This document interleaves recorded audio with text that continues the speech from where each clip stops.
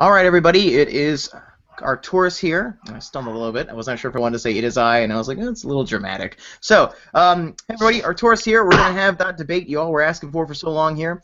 We're going to have our full Goku versus Superman discussion, the one we've been waiting on for a little bit of time here. I have two experts in this field, one on Superman's side, one on Goku's side, and also they're pretty well versed in the other respective sides as well. So, starting with the Goku side, since this is a Dragon Ball Z, pretty much a Dragon Ball Z channel, let's start with the Goku side. I'm Quentin, handles Urdnot. Way into DBZ, been into DBZ for ever since I was a kid. Also grew up on Superman, Marvel, and DC, and all the good comic stuff. I just like action. I like to see people get punched in the face. Makes sense. And on the Superman side, we have a guy who's been on this channel before. In case you don't know who he is, let's take it away. Hi, it's Man of Steel. I go by Chris Soto. I've watched Dragon Ball Z also when I was a child. Started watching it when I was, want to say about 7 or 8 years old, and then continued on to adulthood. I'm a huge Superman and comic book fan. I actually prefer it a little bit more than the regular. Although I can remember more about coming home and watching Dragon Ball Z as opposed to coming home and watching shows like with Superman and stuff, because by the time I was old enough to actually do things like that, Batman shows and Superman shows were already on hours before, whereas Dragon Ball Z was there. But as I grew older, my taste got better. I just prefer the storylines of the comic book characters, and I'm very excited to argue on behalf of Superman today. Cool. Well, let's use the same order to bring out our opening statements here. Right. So, starting with the Goku side, Quentin, I'm going to give you about, let's see, roughly about, I'd say a max of 5 minutes for an opening statement about how you feel Goku can beat Superman, and then I will move it on to the opening statement of Superman's side, and then we'll go back and forth and see if we can come to some sort of conclusion. All right, and just real quick, the situation that they're in, the battle standards, I forget whatever it is, it's in a neutral location, is what we're going by, right? Yes, So yes. It'll be. We're going by the rules of Death Battle, if I remember correctly. Is that what we're doing? Yes. That'll be fine. It'll be using, at this point, I think before we go on, we should have a consensus here. Okay. Can we all agree that Silver Age Superman, is that something that we don't feel is a good choice to use, unfair choice, or something That is that... a terrible choice. Silver Age Superman, I will even say, would just run him up the wall and all over the place. That is beyond the scope of And any hope of arguing. I also want to argue against composite Superman, so really we're only going to use Superman of Earth 1 post-Crisis as opposed to using composite, because that would mean a ridiculous amount of different Superman. We're talking about Earth 22, Earth 2, Earth 3, Ultraman, the Magic Superman. Just leave it strictly to post-Crisis, to modern time with Earth 1. So Okay. that's the canon Superman from post-Crisis, what we were going to use. And Okay. then for Goku, we're just going to go straight Toriyama, none of the Toei-only stuff. So, original manga, Battle of the Gods, Dragon Ball Super, Revival of F. Okay. We're not going to go through the movies, all the Broly stuff. Okay, we got it. And actually, since we're talking about Super, I wonder if we will have a different stance on what Goku's abilities are when his guard is down once Super goes across that event, and hopefully retcons the laser incident. So Yes.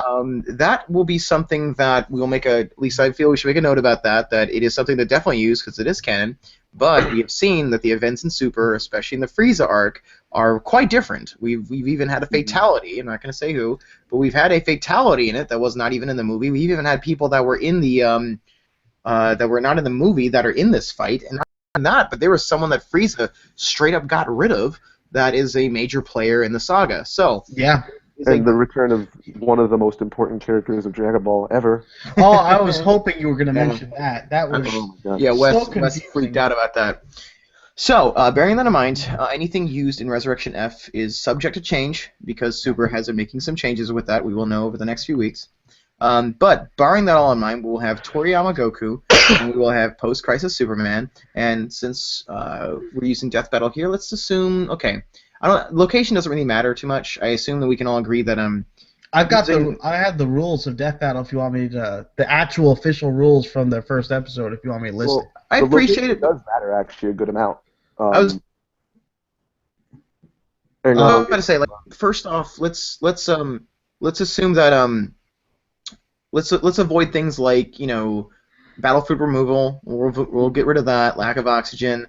Let's get rid of no red sun, no kryptonite stuff. Let's go straight to battling. They have, their full powers. They can, duke it out. This is going to be straight to, if both were aiming for a battle to the death, who at the end of the night, the end of the day, week, however long this battle would take, who would come out on top? And are they battling on Earth? That's the only other question. Are they battling on Earth or battling? Because the reason I'm asking, Earth isn't exactly a neutral battlefield. Superman does get a buff on Earth because he's in the presence of the yellow sun. Yellow sun. But at the same time, Superman has been without the sun for like over 5 days, lifting an entire planet, and Right. it didn't bother him once. That's However, what I'm saying. So we should. The way I would see it, honestly, the way I'd see it is, see it as both of them got teleported from a neutral location literally 1 second before they fought. Yeah. Okay. Then we'll go about that one. And since we are going to do that, I'm just sharing this around a little bit. Since we are going about it that way, then I suggest we get moving forward. So, Quentin, let's see what your thoughts are. I'm going to go on mute, and let's just take a listen. All right. So, as far as this fight goes, I've always been a proponent that Goku would win. Very early on, very, very bad. I used to power scale, power levels, and do calculations off of that. And I used to really think, like a lot of people would say, oh, this is a one-sided fight. Goku's just going to win. Or, there's the other side of people are going to say it's a one-sided fight. Superman's just going to win. And, both of those are completely wrong. This fight really could go either way between the two characters. Where I would say Goku would win is based on his combat speed. Goku's combat speed is absolutely ridiculous at this point. Watching Super and watching Battle of the Gods and all this, him keeping up with Beerus, him being able to keep up with, well, I shouldn't say keep up, him training with Whis now, this has really amped up his combat speed and his ability to dodge Superman and to blitz Superman. He's also greatly increased his stamina. Recently, when training with Whis, he trains in a location that allows him to prevent his ki from leaking out. And as we know with DBZ, ki is everything. Your body's limited, and the only way to surpass your body's limits is through ki. Now, problem with DBZ before is characters would get tuckered out way too fast because their ki would just, I'm just spending ki this way, spending ki that way, which is why Super Saiyan 3 was usually a bad idea, or like Golden Frieza, why he got screwed over in the new movie because he just ran out of ki. Where now with the Super Saiyan God, Super Saiyan form, and his training with Whis, he's able to maintain his ki a whole lot better without losing it. So he's going to have a lot more longevity in this fight. The other big player in this fight for Goku is a statement by Toriyama. I'll post a link over here. It was a statement by Toriyama in an interview, and it reads, quote, Saiyans rapidly increase in strength as they fight against strong opponents. So the longer they fought, they being Beerus and Goku, the more the gap would shrink, and it might even be possible for them to turn the tables. Meaning that the longer Goku and Superman fight and the less ki that Goku's expending, the stronger he's going to become, the closer in strength. Because there are some places where Superman just has Goku outright beat, like lifting strength. Goku's never going to get anywhere near that. But as this fight goes on, he's going to raise that bar the longer they fight and the less ki he expends, based on this statement by Toriyama. Well, bearing that in mind, that was some interesting information you presented there. I was not aware of that one quote. I'm usually on what Akira says there. I find that really interesting, and thankfully my job tonight is not really to refute anything, so I'm going to leave that up to the Superman side of things, or to actually refute or acknowledge. That is something interesting. That's sort of like along the lines of Zenkai's, except it's mid-battle Zenkai's. So I might want to look more into that on my own at some point. Might make a video or something. Who knows?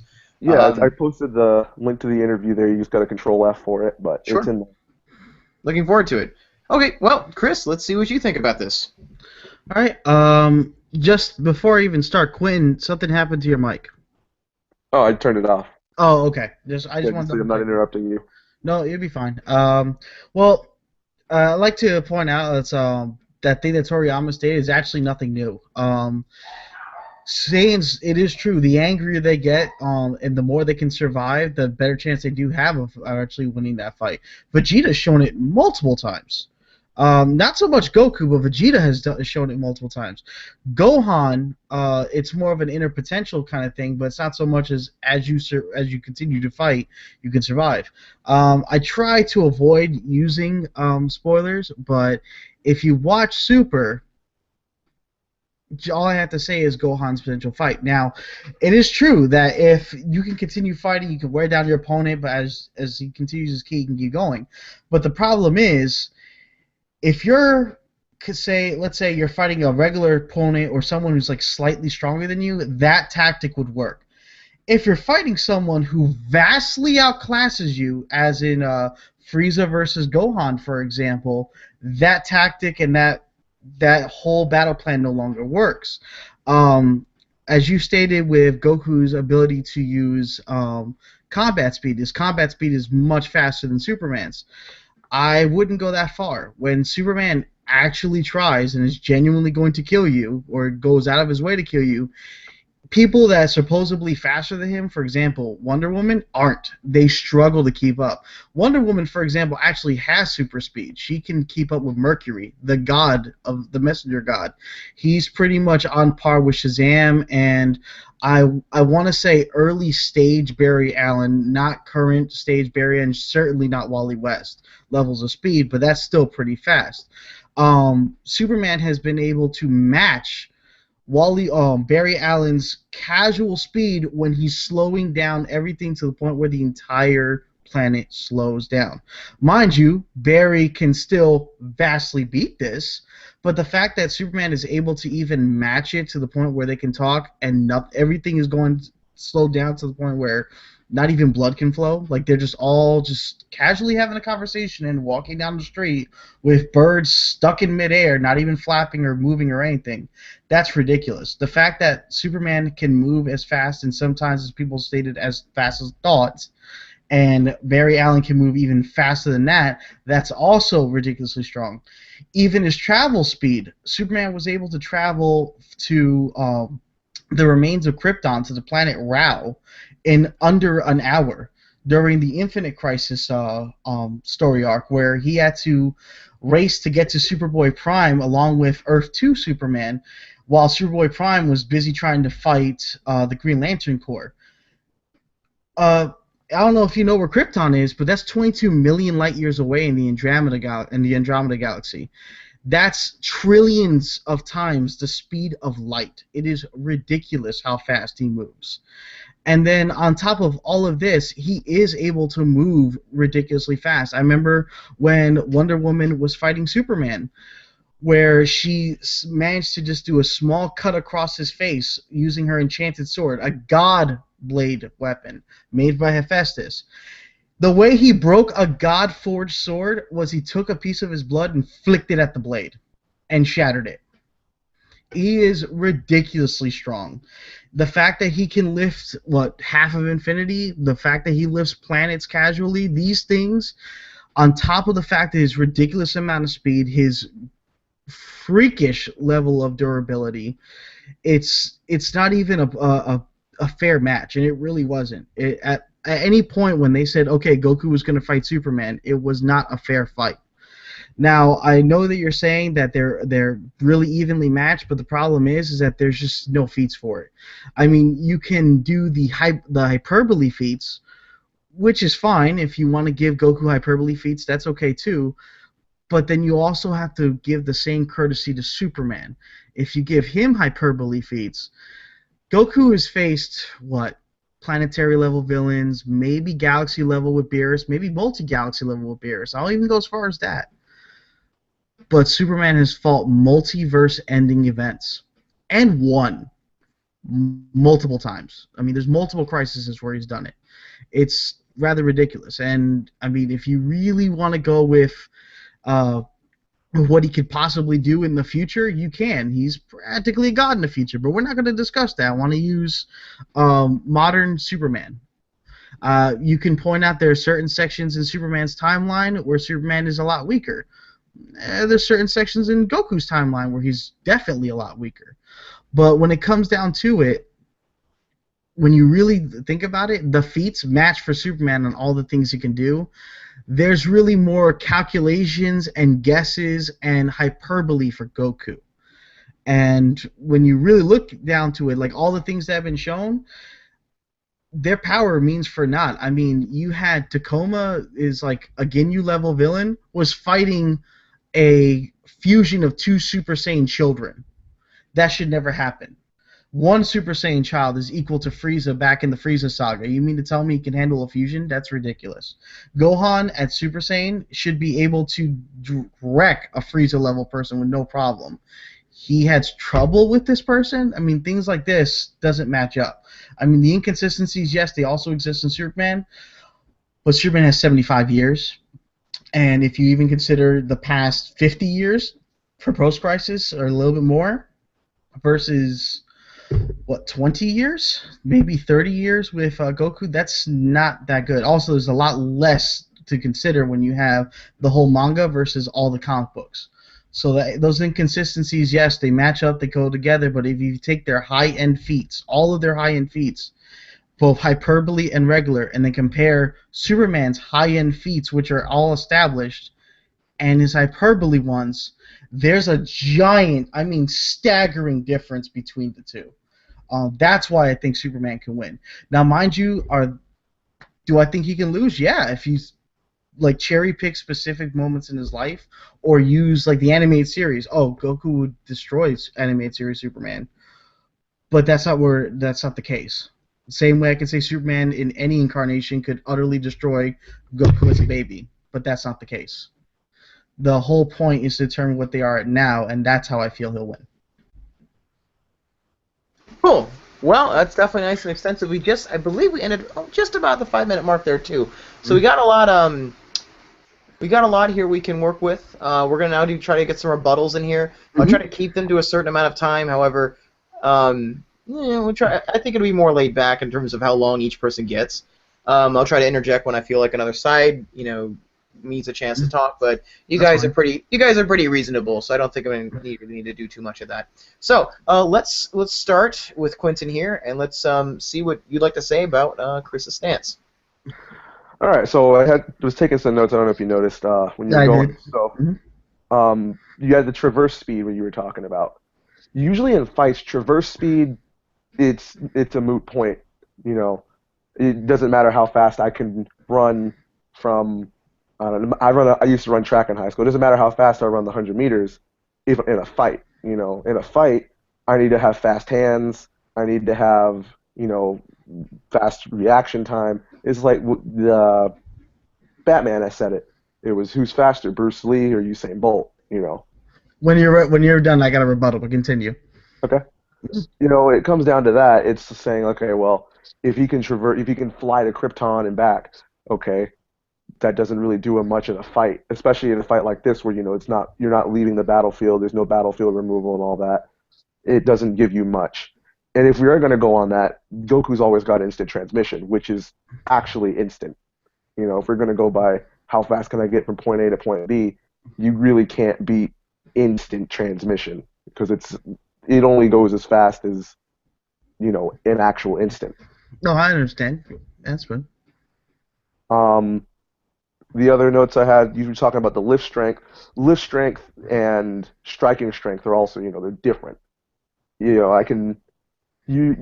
Striking strength is based on force.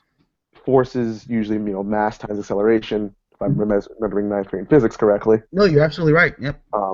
And so it wouldn't matter how much I can lift. It would matter how fast I could accelerate my mass. Now, I am not in any way saying that Superman cannot accelerate his mass very quickly at all. Infinite mass punch would just completely, that's a really simple, hey, look, here you go, here's him accelerating his mass. But just to go off of like, oh, he's benching the Earth for 5 days, he lifts half of infinity, that's all well and good. But you also need to translate that into a striking force feat. Where with Goku, he has a lot of striking force feats. Goku's all about striking force. I know everybody likes to cite his 40-ton lifting feat, which is a really lowball feat for him. And if you It's look his into best feat, though. That's the bad part. it, kind of, sort of, the reason that it's not a very good feat to use for him is because he's training, and he's training without the use of his ki. And Weiss has said, your body has limits. Your body can only go so far, and then you have to amp it up after that with ki. So to say that Goku without ki is basically like saying, Superman without the sun. Without ki, the laser beam takes him down. Without ki, he's susceptible to a whole lot of, anything that a normal human body or a normal Saiyan body would be susceptible to. He can't do all this stuff. He can't take a planet without ki. And so with the 40-ton feet, his muscles aren't going to be able to, go to that super ridiculous high level without ki, which is why when he went to a Super Saiyan and he started overusing his ki started flowing out. And that's what happens in DBZ. You could tell because the aura actually comes in when he starts doing that. The Super Saiyan aura flares up and everything, and his ki's flaring everywhere. And then it's no problem. And that's the same thing with that lift strength. Is you want to look at more any strength feat, honestly, any feat for Goku. You got to also really look at it like, is he using his ki or is he holding back? Because Goku does tend to play around and hold back a whole lot because he's a giant goofball. Weiss has touched on this as to why this is why he gets screwed over in a lot of his fights. Yeah. Durability, Goku, same thing. Where you said, I think it was like Gohan was taking, he was getting beaten by Frieza and people were dying and they're getting defeated by these really low-level characters. It's all based on ki. Gohan was way, way, way out of training. He couldn't even access the mystic form anymore. He was so out of training, which it's really sad to say. And I think I'm predicting that they're actually going to show him return to training based on some of the things that he said and where the plot seems like it's going. But that's off the topic. Tagoma trained with Frieza, which is why he's supposed to be like, so ridiculously powerful now. As he says, he trained with Frieza and his body went through all this, like, I went through all this torture and this pain, and now I'm real trained up and I have all this ki. That's why he got the ridiculous power boost and why he's able to take on Gotenks. Because believe me, I saw that and I was like, I don't think that I'm pretty sure that shouldn't be. Or when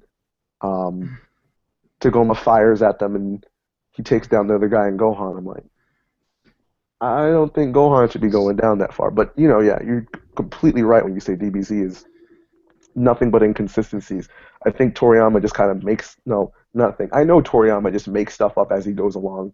Toriyama will make it up as he goes along, and he forgot about Launch as a character. Krillin breathes through his skin, stuff like that. It's like, come on. Yeah, forgetting what Super Saiyan 2 looked like. That was another one there too. Yeah. Mm-hmm. Yeah. Yeah, I'll definitely go with you there. We got some comments here. We got some from Pikazilla. He had a question. He says, "How do you confirm reaction times between two fictional characters, especially since slow motion is applied to several scenes?"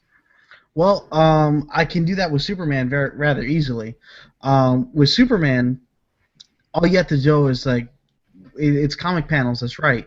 But you have Barry Allen explaining what he can do. The fact that Superman has already stated and proven that he can move faster than thought, you just have to determine what thought is, and that's his reaction time. Now, I know one thing that Quentin had said was that combat speed versus traverse speed are two different things, which normally I would agree if it was like a regular person or a normal person. But Batman that's actually a really stupid statement on Batman's part, because if that were true, that Superman is all traverse speed, he couldn't do the infinite mass punch. You're talking about the scan where he said Usain Bolt versus Bruce Lee, that one? Exactly. Yeah. The reason why I state that is because he wouldn't be able to do the infinite mass punch, for one. He wouldn't be able to vibrate his molecules, which he's done on numerous occasions, which is two. And at the same time, he wouldn't be able to move so fast that he's invisible. Could you do me a favor? Could you, just for the sake of reference, some people might not know what that scan is, could you kind of reference what that scan from that comic, what was said? If I had to if I had to remember correctly, it's from I believe it's the Trinity War. It said it's during that 4-part DC Trinity arc that was going on. I believe it was 2008, if I remember correctly. Maybe 2009 after Infinite Crisis. Anyway, the way it works was Wonder Woman and Superman are having an argument about fighting. Now, Wonder Woman has the speed of Mercury. Mercury's a Greek god, messenger god. And she's been trained by the Amazons, while Superman is warring solely on the fact that, oh, I'm Superman, and he's listing all of his speed. His strength, all of his powers, the way he's listing, that's what's going to help him. Meanwhile, Batman comes in. He goes, who can throw a faster punch? Usain Bolt, who's this Olympic-level sprinter, or Bruce Lee, one of the greatest martial artists who ever lived. And Superman was stumped. However, the person who wrote that line seems to forget that Superman has actually moving himself faster just by standing there. There's traverse speed is one thing, yes, if you can only move really fast, which I can explain for characters like Jessie Quick, where she can only just move in super speed, like in one direction or stuff like that, like back when she first came out. Or Captain Boomerang's son, who can only move in short bursts of super speed, or even Marvel's Taskmaster, who can, like, because he's got like muscle memory of people he's seen moving in on TV. When he presses cable at fast forward, he can move at slight bursts of what he considers super speed, but he doesn't have super stamina to match with it. I can say, okay, that's not really combat speed. It's just them moving slightly faster. They're not reacting like that. However, you have Superman, who's got a brain similar, if not better, to a supercomputer. I mean, he was able to read every single medical book on the face of the earth and teach himself surgery in 5 minutes. Mm-hmm. Batman has even compared Superman's brain to being similar to a computer when he made an MRI grade copy of Metallo's brain and showed it to him and said, "This is the problem. This is what I saw with my X-ray vision." Like, the amount of reaction speed that he has in his brain is just incredible, just by the feats that he has. But when it comes to speed, you have to remember he's so fast he can move through solid matter. He's so fast, he's invisible just by standing still. That's something that Barry Allen the Flash has taught him. That's something that Barry Allen has also taught Kara Zor-El. These are things they can do. He also knows martial arts that he learned from Batman, the pressure point martial arts. He's used this in combat with kryptonite-based enemies and defeated them. He's also able to combat people who use mental they use psychic powers, but to be fair, that's kind of worthless against Goku because Goku doesn't really have psychic level powers. Maybe that would work against Babidi, but then again, that's magic based, which we know probably would affect the Superman anyway. But that's another point.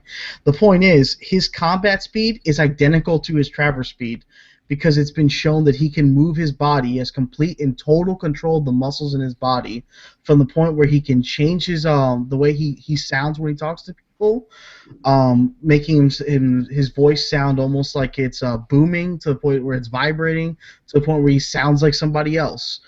They even showed that in the episode Nighttime of the Animated Series, harkening back to an episode, rather not an episode, but an issue in the comic books. He's been shown that he's able to match his speed to the point where he can casually walk with the Flash and have a conversation in light speed so that nobody else can hear them. It's ridiculous what he can do. So combat speed and traverse speed are identical in terms of Superman. On terms of Goku, I understand you use the instant transmission.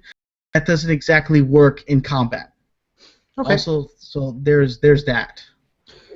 No, great explanation. I've noticed that Picasso says that sounds reasonable. Said a couple other things too. In case you don't have the chat up, I'd recommend you have the chat from the. Yeah, how do I get that? I don't see that. Yeah, I don't have it either. If you go to the YouTube video, the link of the YouTube video, obviously have the YouTube video off because we're going to hear ourselves like 3 seconds earlier or however long earlier. But in the right-hand comment is the live chat. And you can actually make a pop-up chat of that, which is what I did, and so I can see what people are saying as we're talking. So you just here. I can see it now. I can see it now. Let me just pause the video. Link for that. Here you go. It's on Death Battle. That's how I found it.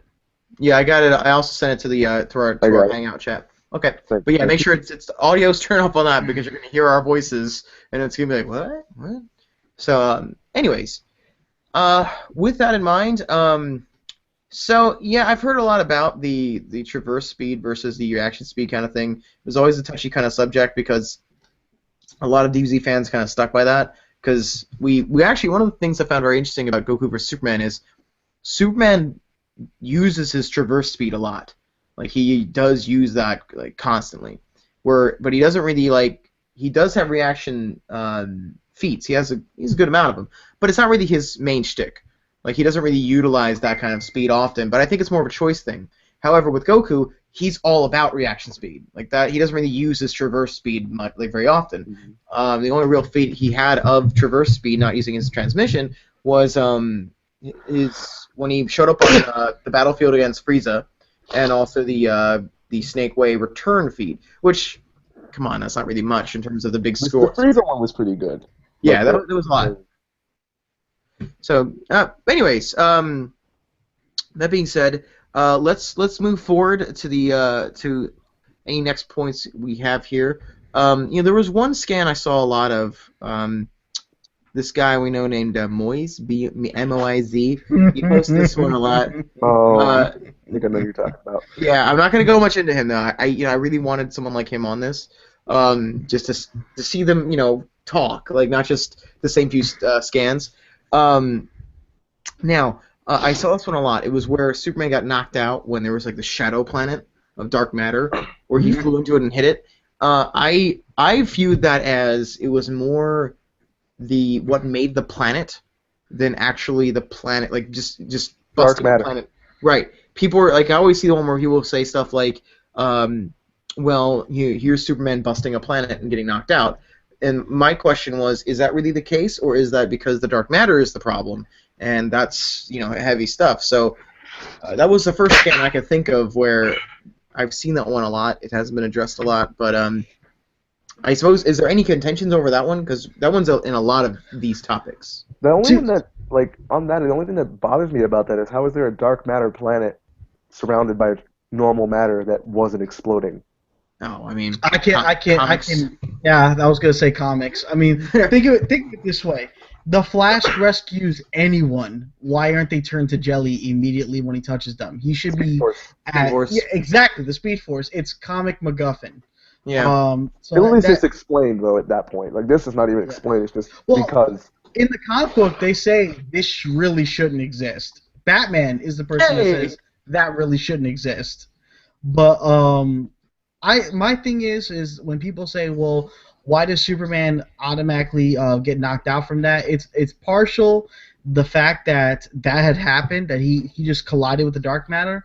Another thing for me is the amount of energy he expelled with that punch knocks him out. Because unlike the Flash, who can take a punch like that and deliver hundreds of punches like that, Superman doesn't have a connection to the Speed Force to protect him.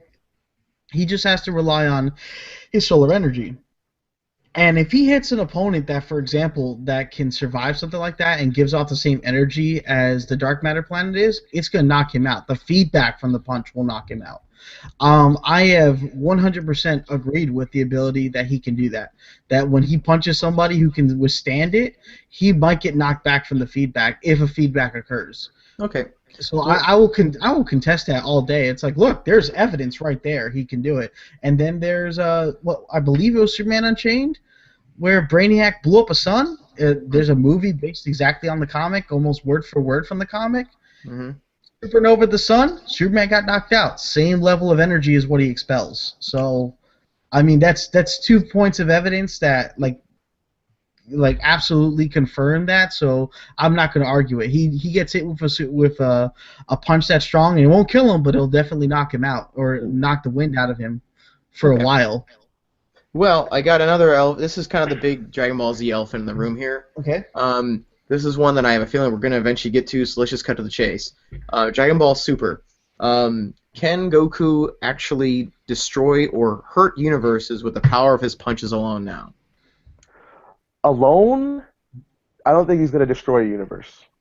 Okay. Just the power of his punches alone. Colliding with Beerus, it's been stated by multiple characters. Beerus goes all out, the universe is destroyed. You know, it's just Elder Kai said it, King Kai said it. Whis was even talking about how like, oh, you know, this energy out here that Beerus and Goku had created. You're like, yeah, I can't stop that. That's gonna destroy the whole universe. Until Beerus completely nullified it out by, you know, giving physics a giant middle finger. Yeah. Like I agree. Like I'm watching it, and it's like I don't think it's more like their power. I think it's a chain reaction of their power, because Goku was able to tap into divine energy. Am I wrong in saying that when he turned into Super Saiyan God? Oh, he activates Super Saiyan God. They have some weird transformation sequence, but it's the hearts synchronized, the five righteous Saiyans moving into him, and he But gets I mean, his power, where's it coming from? It's a divine energy source, correct? If am I correct assuming that? Because they said there's a difference between God Ki and yeah, regular Ki. yeah. So he's got like this. Just it's like the next level up. You know, it's like Okay, so if I had to say something about it, or just from like from a physics standpoint, even though Dragon Ball Z could give a flying fuck about physics, but just from something that kind of like gets anywhere close, you've got him going into a pool of energy that's it's divine energy, and his body's not trained to fight it. Then you have Beerus, who is trained to do it, but he's taken from the same pool of energy. You have this energy is now colliding with the same amount of energy, and now you're doing similar to something like uranium splitting. yeah, you know, You're it's like just on a a massive scale. yeah, like something this much of like uranium, for example, I could level all of Riverview if I were able to split the atom.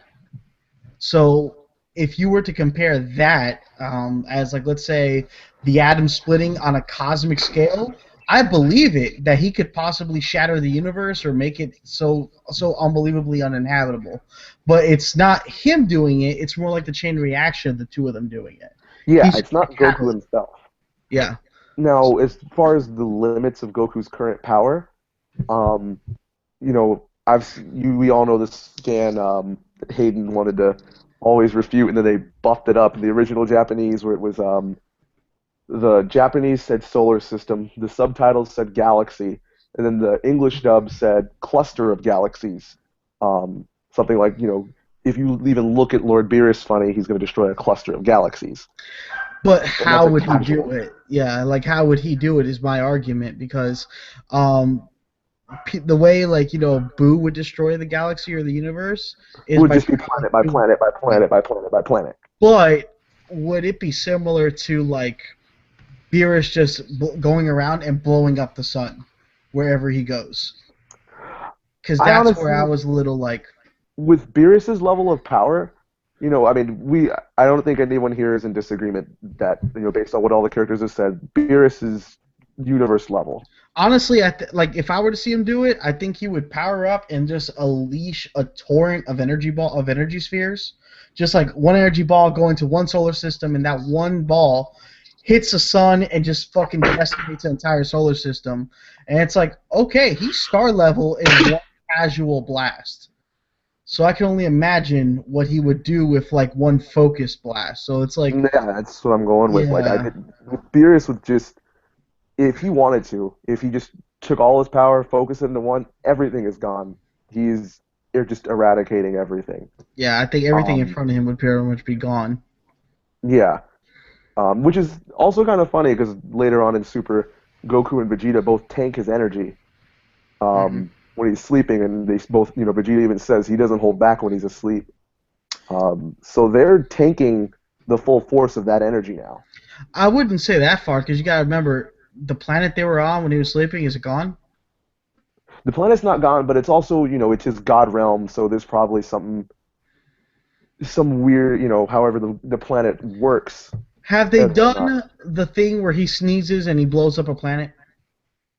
Has that happened in Super yet? Because I skipped a lot of the training episodes. No, I think they did. I'm pretty sure that happened in Super. Where he sneezed in a yeah, no, he did. He sneezed and a planet gets Yeah, completely I don't really wrecked. think it's like a god realm. I just think it's his planet the way he wants it, like similar to how King Kai has his own planet the way he wants it. Which then it turns out that's not true. That's just Because his a Beerus smaller screwed him version up. of his original planet. And I was like, okay, the fuck happened there?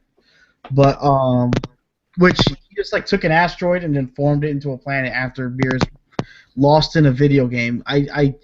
Oh It God, was the hide and humor. seek or something, right? What? I think it was hide and seek. Like he lost hide and seek, I believe. It was like hide and seek at first, and like in Super it's hide and seek, but then in the movie he lost in a racing game. Hmm. How could Yeah, and he throws a temper tantrum over it. wait? Yeah, What kind of racing game? Cars? Because if it's a foot race, how does King Kai win? no video game. Does he? Oh, I was gonna say, does he convince him to? I knew about the hide and seek one. No, Uh, it's a video game. That's why King Kai was happy enough to just have a little bit of a planet that he can drive his convertible around. okay. All right. Yeah, I guess I maybe mix those ones up sometimes. All over the place right now. They're going out on me. Give me Yes, I think Super is now hide and seek, right? Like it's like, oh, why would a god have a video game? So I guess King Kai can hide his key really well. Yeah, I guess so. Or he found Beerus. I'm very interested to see what happened in that hide and seek game. I'd like to see maybe like an episode where we see the events of King Kai's planet being smaller. I would have been happier if it were like bumper cars. Like I would have been so much Yeah. happier with that. That makes a lot more sense than a video game or hide and seek. And it's like really hide and seek. Beerus loses Smash Brothers and he gets pissed. All right, that might make some sense. Yeah, well, see, This is how the world ends, apparently. It'd be pretty funny. Yeah. But you were saying, Quinn? I totally lost my train of thought. Actually, where were we at? We were at them destroying the universe. Yes. Yes, we were trying to figure out. So, are we establishing that Beerus? Are we agreeing that he's a universe level, or? I'd say he's easily a cluster of galaxy. I think if he's been incredibly pissed off, Yes. he could blow up a universe. If he's incredibly pissed off, he could do it. I'm doing something right now. Okay. I think I'll concede to that. Like a lot of stuff would have to happen to do it, but I think if he were like just regularly angry, the cluster, at least the galaxy argument is true. The cluster of galaxies, that could be a dub error. I don't know, but I know the galaxy one is definitely true, and I think if he got pissed off enough or charged enough of his divine key, he could be able to do it. And if he can't do it, Whisk can do it. Whis, undoubtedly. Whis can definitely do it. So that's my little argument there. It's like, yeah, definitely. I mean, with the right conditions, he could do it. Same thing with the right conditions, Superman can do it. All he has to do is just pop into the source wall and fuck it up completely. Well, I mean, that's one of my problems I have with Super in general. I tend to disagree with the universe busting because not even is because we don't have a lot of feats for it, but my main problem is, the question is if these guys are universe level, then where do we go from here? Like, where's the tension for the next villain? It's simple. Universe. Here's how I see it. The universe level now, and then next week they get taken down by a 45 caliber handgun. Right. Because Akira Toriyama's gonna forget. Yeah. Right. So I like Super, but this is part of why I don't want to acknowledge that we're at universe level, because I like to believe that we still have there are still things that are impressive that are above the solar system that we have yet we have not touched yet. I think the reason why he's able to do it is because like Divine Key is like this just massive energy source, similar to DC's Source Wall. If you want to catch my drift there, because now we just realized that that while DC has a multiverse, Dragon Ball has now established a multiverse outside of that fan comic, which is surprisingly good. But this one, they've established, oh no, there's 12 other worlds. And these universes are very different, but way different. Yeah, we are going a little bit off. We're sort of getting off track a little bit here. Yeah. So I'd like to get back to Superman versus Goku here. Yeah. I've got to say this has been a refreshingly civil debate going on here. It's been moving along quite swimmingly. So at this point, both of you guys are on the page where you believe Beerus could destroy a universe. So, but Beerus is not Goku. That's right. So we're going with that. Mm-hmm. Based on what Toriyama had said about Beerus being Beerus is a 10. Yep. Goku's 6. However, I wanna counter that argument by saying he's changed the entire dynamic the moment that Super happened. So you can't say something that happened from when he was talking about Battle of Gods is equal to now. Okay. That's a moot point now. So true. I mean, I'd honestly argue that Goku's a lot closer to Beerus now, because in Super Beerus was using more power, and Goku was using less than what was originally in Battle of the Gods, if I recall. Mm. At the end, where Yeah. I was using 80%. I think Beerus was now using more. I think he went from 70 to 80, and Goku went from 80 to 90 or something. Yeah, he went almost close to full power. He actually used more power than he did in the movie, because in the movie he used 80%, and Beerus was casually at 70. Which is kind of confusing because if you look Yeah. at this, the 6-10 argument, then that means that Goku was consistent at full power, 60%, and it's just like, okay, this is getting a little ridiculous. Yeah, like Akira Toriyama says things just to say things. I've noticed this many times. Oh yeah, that's Toriyama. So it is difficult. I mean, the worst part is I know he's the original series creator, but it's like everything he says must be taken with a grain of salt because he's not entirely sure what he's doing. Right. So one of the questions, I mean, it's kind of like, I know there's, it's kind of like now, if you look at like a Force Awakens, it's kind of like saying like, well, Lucas said this about the new movie, and it's just like, well, it's becoming something of its own now. This universe, he created it, he did a lot in it. Akira's obviously way more involved still. He's still going to be a part of it. But, I mean, we have so many things that have happened. We have all the movies. We have episode of Bardock, which, I'm glad that's not canon. We have a lot of stuff that is not canon, but how long are they going to keep making these things? I mean, I'm glad Super's canon, but eventually we're going to get to a point where they're going to have to continue without him.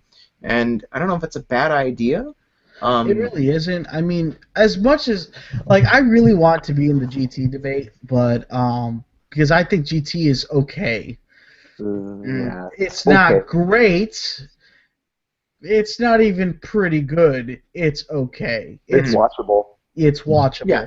Super, I'm 50-50 on the fence because they keep like just completely destroying what's already been established by not being consistent.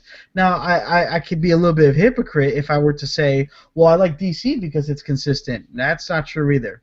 DC is rife with inconsistencies. However, it is more consistent about the things that matter, while DBZ and Dragon Ball Super have not. Okay. A lot of things that I want to be able to establish, okay, they can do this because of this. I think after the Android saga, closer to the Cell saga, it stopped making sense for me. Like, things just started to not, like, okay, 2 + 2 doesn't equal 4 anymore. Like, things just started to keep going. And then the character of Goku, especially when I watched the Buu saga for the first time, completely ruined it for me. Like, his battle strategy sucked. When it came to Majin Buu, it's like, oh, I'm gonna let the 7-year-old and the 9-year-old take care of it. Well, so it's like it's things like that. I mean, that affects the fight. If you were to consider Goku versus Superman, I mean, Goku's like ridiculously strange battle strategies a lot doesn't apply to someone like Superman. He's never fought anyone like Superman. Goku doesn't move at speeds where he needs to like just go through he can go through a mountain without touching it. Superman can just phase through a mountain. He can be in an area and you would never know he was there. Goku just shows up and he's just like a torrent of energy. He doesn't control his energy to the point where if he can be at full power, things don't break apart. Superman can flick you with full force of his power and you would never even know it. I mean, he shatters God-created weapons with a flick of his blood. Yeah, Imagine. So that's kind of ridiculous. I mean, and it's just the level of creativity that Superman can do with his powers is also something that Goku may not have access to. I mean, he's extremely precise with his heat vision. He's extremely precise with his strikes. I've never seen Goku really attack someone's weak points before like that. I saw Tien do it. I saw Tien do it in Fakatsu no F. That was amazing. That whole fight was awesome. Until they started using Ki, and I was like, oh, it's not fun anymore. Well, I always felt that I'm glad that they gave some screen time, just as an aside here, but since we're talking about Resurrection F here, I always felt like that fight, as much as it was cool to see the heroes fight again, that should have been settled in one blast from Piccolo. Why is Roshi there? Why was Roshi there? Yeah, Roshi, Tien, and Krillin, they're better choices than Gotenks. How? Yeah. I get that, okay, they might want to challenge Frieza, blah, blah. But, yeah, I was always like, okay, why doesn't Gohan just done. Like that should have been the battle with the Frieza soldiers. They explained it. I'll get to that. They did explain. Yeah, he doesn't want to kill him. Yeah. And he's out of training. And Oh, it's not that he's out of training. He openly says, "I didn't want them to die." Okay, yeah, but then the Piccolo, then it comes down to Piccolo. When Piccolo's not exactly the most hesitant to kill his opponents. Even if he got softer, do you think these guys are gonna tire out in that fight? I mean, that's what I have a problem with. I mean, Roshi's power level at full power. Let's just be nice and assume it's 1,000. Let's assume he's as powerful as Reddit's now, which is being nice. Way above where he actually is. Oh, absolutely. Yeah. So let's just assume he is anywhere near just like a basic Frieza soldier. Right. Yeah. And so not even because Frieza soldiers are above Raditz. Right. Yeah, and so let's just assume that. Let's just be nice. Let's assume that's the case. And then now we have Piccolo, who is not just as fused with Kami and Nail. He also had a year in the time chamber. Mm-hmm. And so we could only assume. Let's just be nice and assume. Let's just lowball Piccolo. Let's assume that he's at imperfect cell level that far in the series. That is lowball, yeah. Yeah, it's lowballing it. Way lowball. Right. So let's just assume that that's what's going on. Are you how do guys that are giving that super dynamic Piccolo post time chaining, post years of meditation, in the same fight with Roshi? That's what I have a problem with that fight. I know unpopular opinion. I think GT handled Frieza better. Bear with me. Yeah. At least in GT, he knew what was going on. In GT, they went with more of the Funimation stuff. So a lot of the I want to say God, what's it called? Filler. Thank you. Yeah. A lot of the filler stuff is canon in GT. So that means that Frieza and Cell knew each other. They trained together in the afterlife. So it makes more sense. It's like, okay, it's there. But in Fakatsu no F, they act as if these things never happened. I was so irritated when Frieza said that he knew who Majin Buu was. I was like, why would you say you're the most powerful being in the universe if you know who Majin Buu is and you know who Beerus is? Mm-hmm. Yeah. That bothers me. Like, I understand. Again, murder. That's best in the universe, yeah. Murder passes in the universe except for Ginyu and, Frieza and King Cold. Team 4-Star kind of ripped that one a new one. Yeah. But at the same time, it's sort of those things that just irritate me.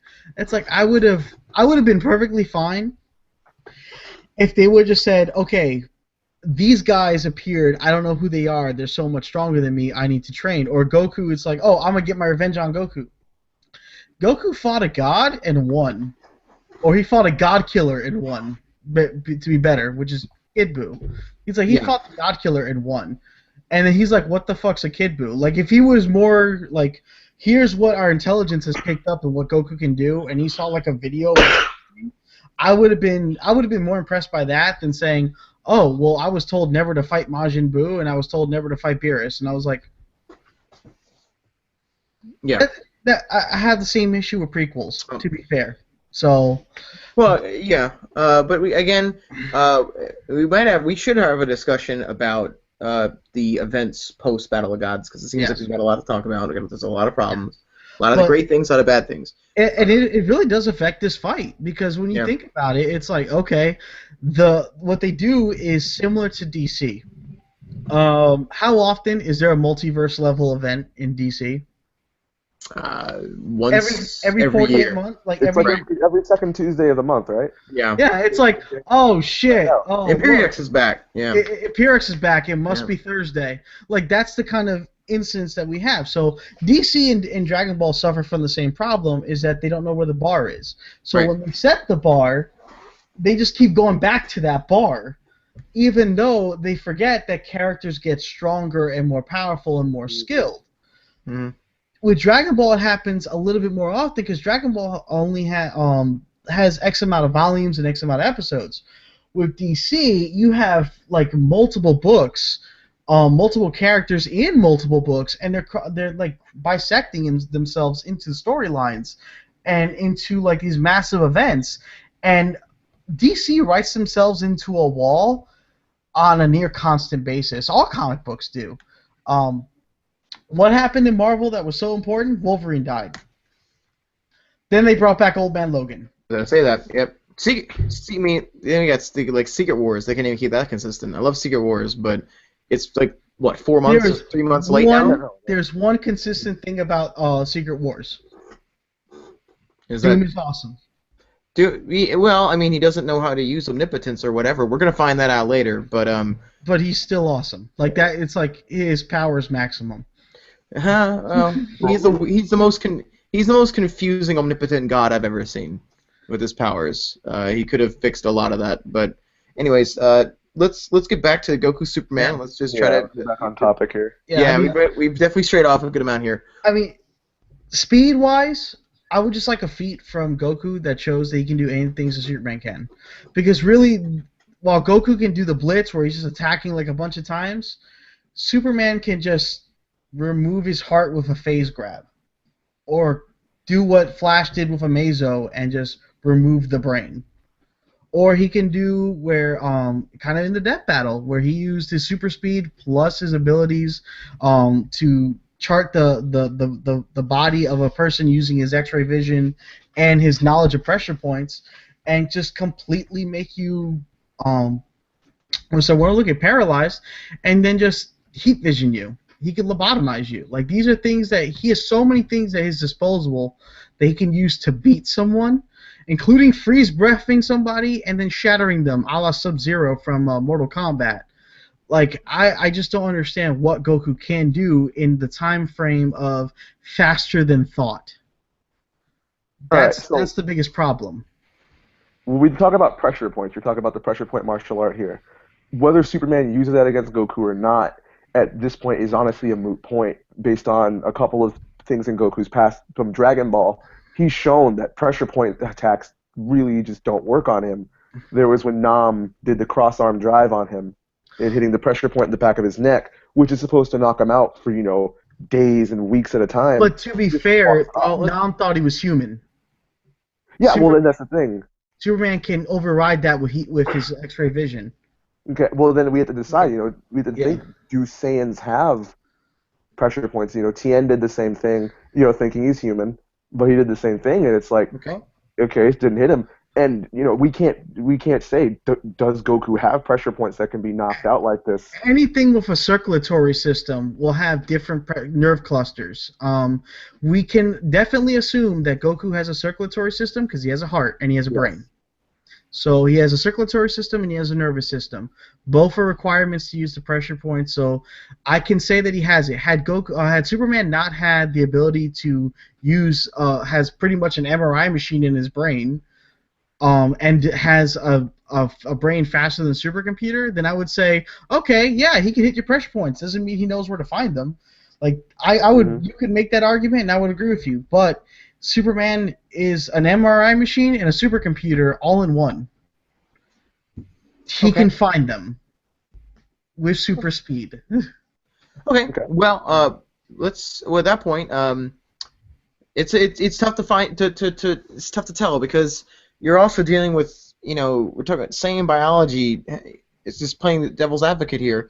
Saiyan biology constantly defies biology, defies physics. I mean, Zenkais don't make sense at all. How can you explain the Zenkais? How can you explain transforming into a giant ape? I mean, there's a lot of things about Saiyans that are bogus.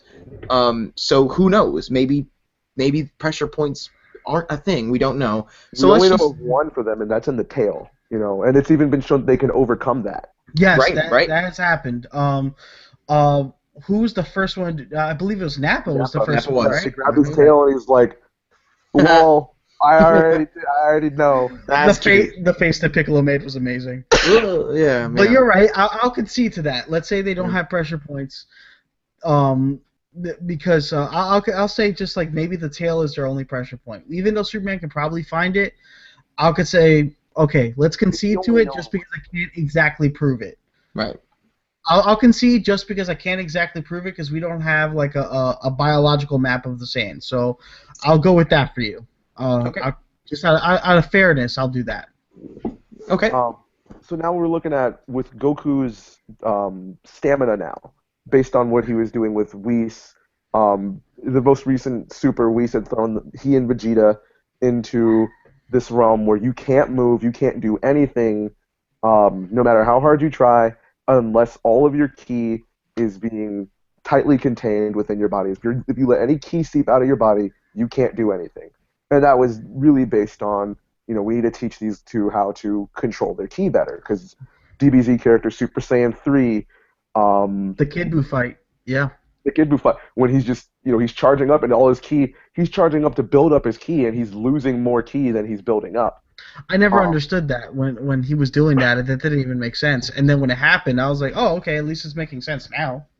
Yeah, and that's, that was a big thing on Goku's side, was he did not have the stamina, where when DBZ dodging hits was a lot bigger of a lot bigger deal than just tanking them. Even if you could tank it, it was not a good idea to, because you'd be expending all this ki when you did it.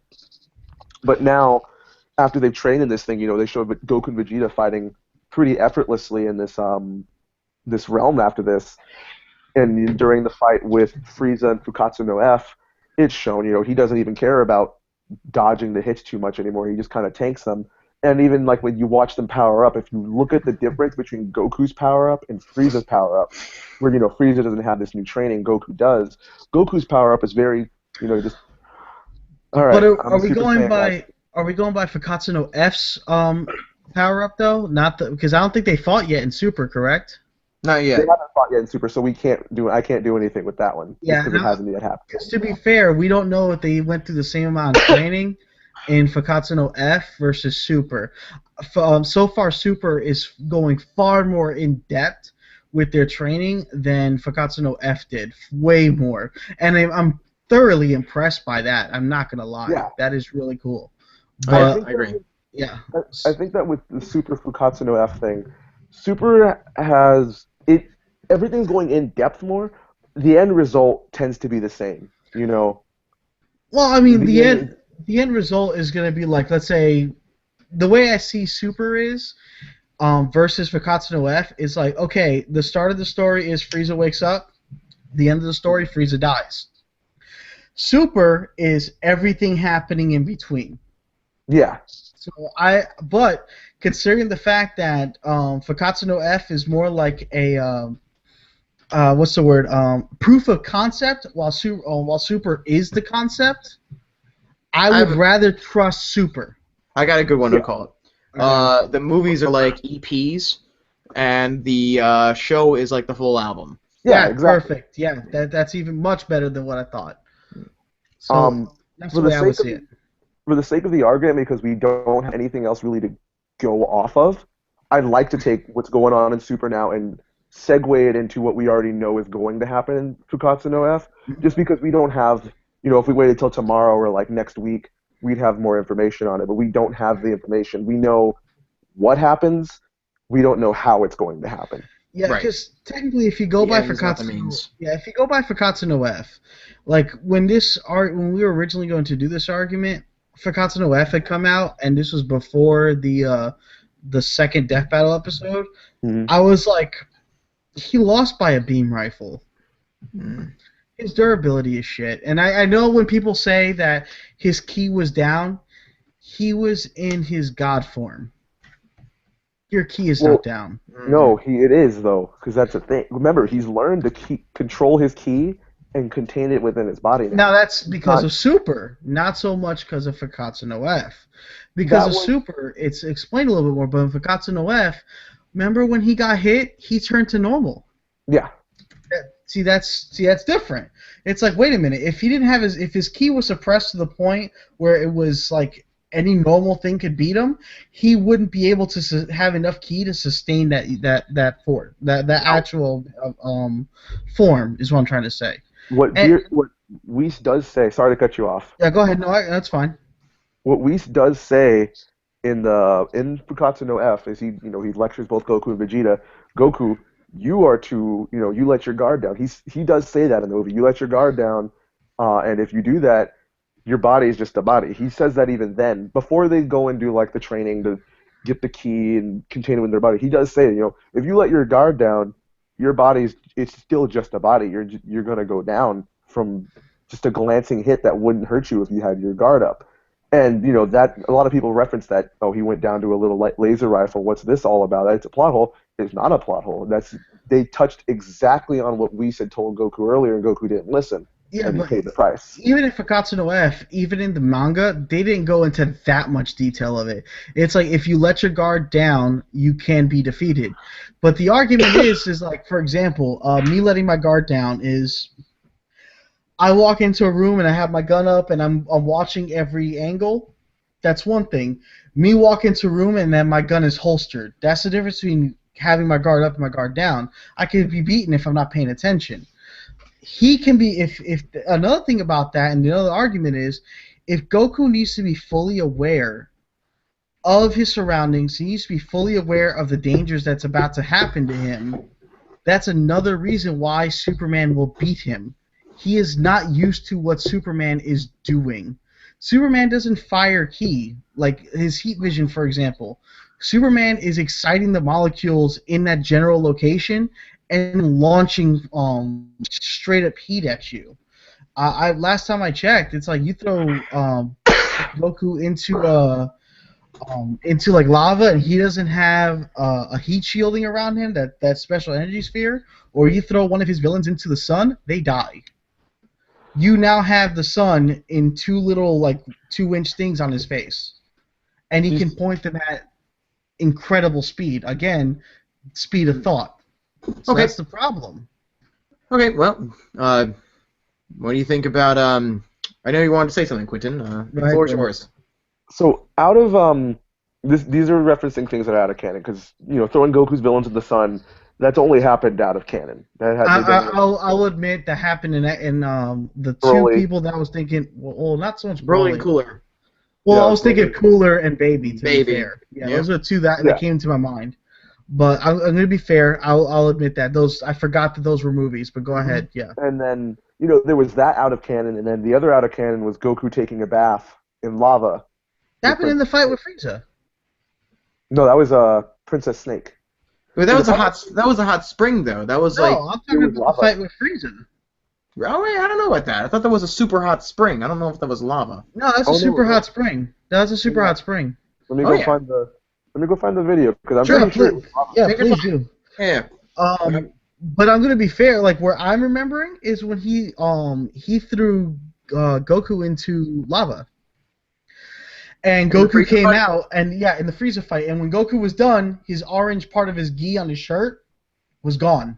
Yeah. But there was also that one it was the filler part of the fight with Frieza when he got knocked into the lava, but when he came out, he had an orb of energy around him, keeping him away from the lava. Yeah. Yeah. So that was protecting his body from the otherwise dangerous lava.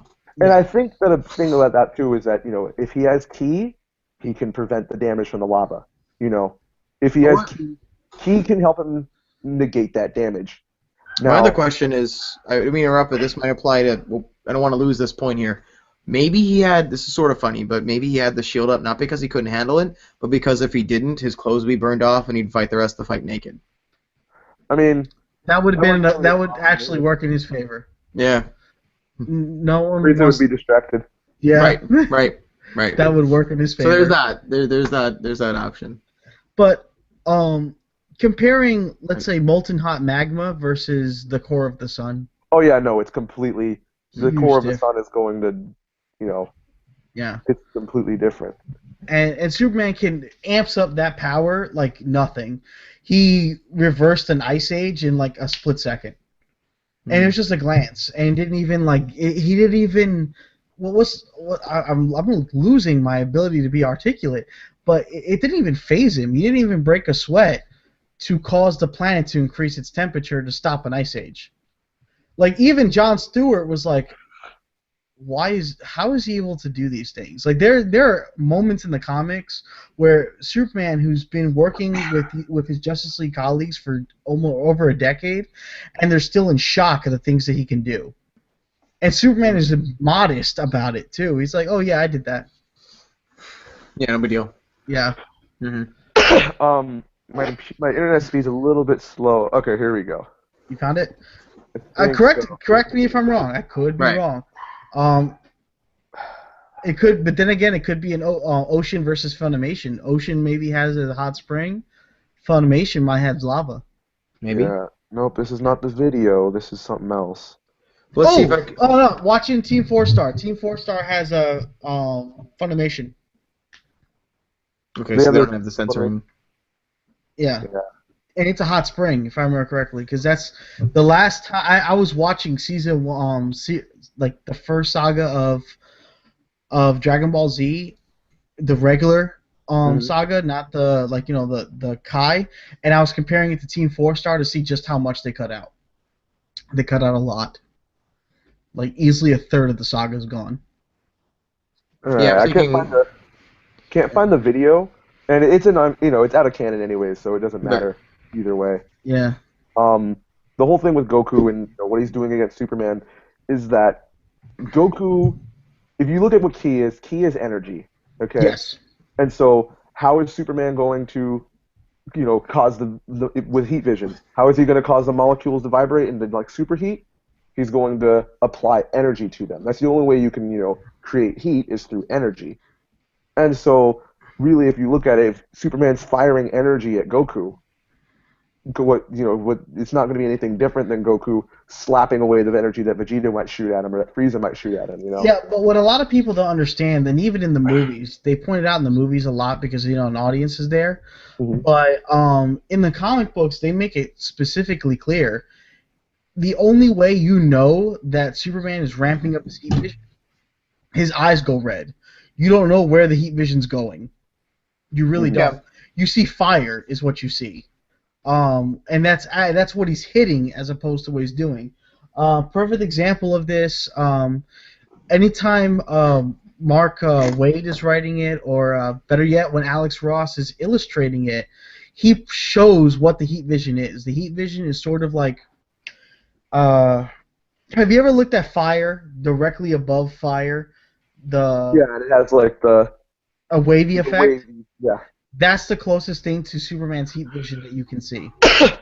Okay. All So right, but Goku can't see that, and also Superman's moving faster than he can think.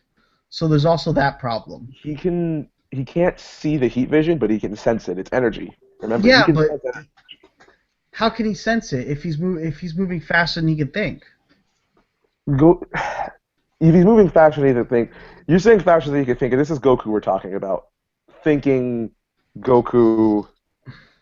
We already touched base on Well, all why. right, let put it this way: he's moving faster than the neurons can fire in his brain. Because Superman Well, moves faster than neurons can fire. well, so does Goku. Neurons don't fire at the speed of light. You know, that's why you Yeah. have a reflex system. They also That's don't travel. Yeah, they also don't travel up your nervous system either at the speed of light. Yeah, your neurons aren't firing or traveling at the speed of light, but Goku is still able to act at the speed of light. I actually have this scan here. I'm gonna post in the chat. Yeah. Let me.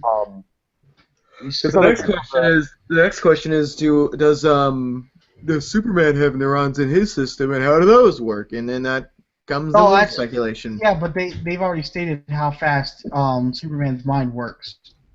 But you know, the neurons. It's faster than the. what happened? Went black a little bit. I think maybe we lost him. Did we lose Chris? Oh no, he's sort of coming in. Can you hear me now? Hey, there we Yeah. are. Yeah. Something had happened. Now everything's kind of frozen. Yeah, we give can me at least one hear moment. you. Yeah. Hang on. I'm gonna close off a few things because that's probably what's making everything so fast. Okay. All right. There we All go. right, Can you let me see know. me I now? No. I'm No, back. I can hear you. I can hear. Okay, there you go. Yeah. There you Okay. are. I'm back. All right. So one thing that what I posted in the chat here on the Google Hangouts here is this scan from when Goku escapes Frieza's imprisonment ball. Okay, and if you read the scan, it's the third panel. The first panel is Frieza, looking at Goku. Goku then says to him, "You should be more careful with other people's planets." Then it goes to the scan that I want to talk about, where it says, "How did Goku manage to?" Krillin's asking, and then Piccolo states, "He escaped from his paralysis at super speed the instant that it exploded." So remember, this is before that he knew instant transmission. Yeah. So the very instant that Frieza's imprisonment ball went kablooey and should have, killed him, he was able to get out of it and away from it Yeah, in but that you very want, instance. yeah, but if you really want to go into like, is that light speed level? That's still isn't light speed level. And what Well, are he's they? not. What are they all saying by instant? Because I know they state that instant transmission is definitely instant, but I mean, for all we know, I mean, instant noodles they take 3 minutes. Like depends on what this means. Instant to Piccolo's perception, because Piccolo's his speed is his speed and ability to perceive time and movement like is so below Goku's at this point. Yeah. Like he has trouble perceiving mostly what Goku does. So to him, it's probably like that's an instant. That's really fast. But I get where you're coming from fire at this point with how fast these guys are traveling in battle. It really does come down to the point where you've got to give it to Dragon Ball Z that I can't I have trouble assuming that they're not light speed, especially at this point. I mean, But the bad thing is they don't have the feats to Well, counter it though. That's the there's problem. Kid Goku dodging a laser, and not Spider Sense preemption, not I see you aiming the laser and I move out the way. He's on it, he's on his back. Yeah, but fires the laser, if and you then- want to go with that, Batman dodges blaster fire, casually. But Batman dodges blaster fire because he's watching where you're aiming. So it's preemption. It's the difference. Same But thing that with could be the Spider-Man same- dodging bullets. But it could be the same thing with Goku. Goku could just be predicting where he's going to go with muscle movement. But see, that's the thing. When Goku did it, the scan was when he's fighting the Red Ribbon, and it's a laser beam. They weren't using energy blasters. It was a laser beam. And laser, as I think we all know, light amplification via simulated emission of radiation. So Yeah, it is light. But if you want to go with lasers now, I'll give you a perfect example. Like a weapons grade laser, which doesn't really exist because the current lasers that we have that are even close to weapons grade are industrial grade. Yeah. An industrial grade laser, like a hydrogen neon laser, paints a target and then shoots. And then, but this is what we're looking at in real life, and we're looking at Dragon Ball where there's humans and dinosaurs and flying. I know, but cars. if you're going to apply a Dragon real Ball. life concept to something like that, you have to use what's happening right now in real life. Okay, well, If you're going to apply a real life concept to this, you have to do it like that also. You It don't shouldn't- it's know not so much if it lights up and then fires. You don't know that. well, Because it Alright, happened in the show, but it Let's- didn't, so there's that. one sec. Let me get the scan, and I'll post it in here. Okay. We have. Where's the one? There's a very specific one, and it's the one that I can never find on here. Everyone likes to skip that page for some reason. Here we go. Maybe it might be a good idea. If I have that manga in the other room, I can just hold it up to the screen. Hey, it's right here. I got it. Let's see if it wants to load.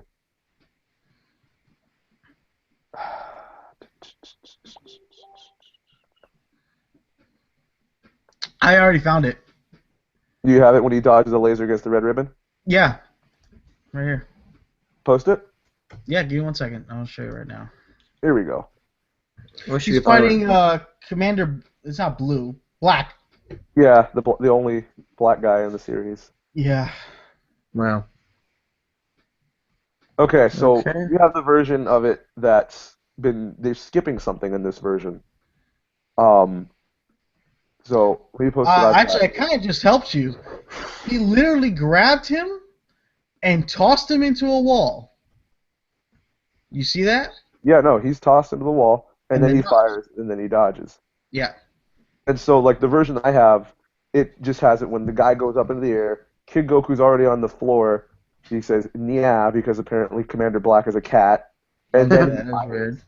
Then he fires. Kid Goku is clearly still on the ground when the laser is fired. Laser's fired, and you can see Kid Goku there down on the ground. You mean this one? I got it. I think I already posted it in the chat here. Oh, okay. Let me see it. Yeah, that's the one I just found. Yeah. Where does it show that he dodges it? I just posted the next one. Oh, you did post the next one? Okay. Yeah, the very next page. The Wait, laser. I just posted that. Yeah, that's the end of it. So there's something in between it. There's Yeah, something. I posted that. All right, so what I showed you, hang on, let me show you. Let me go.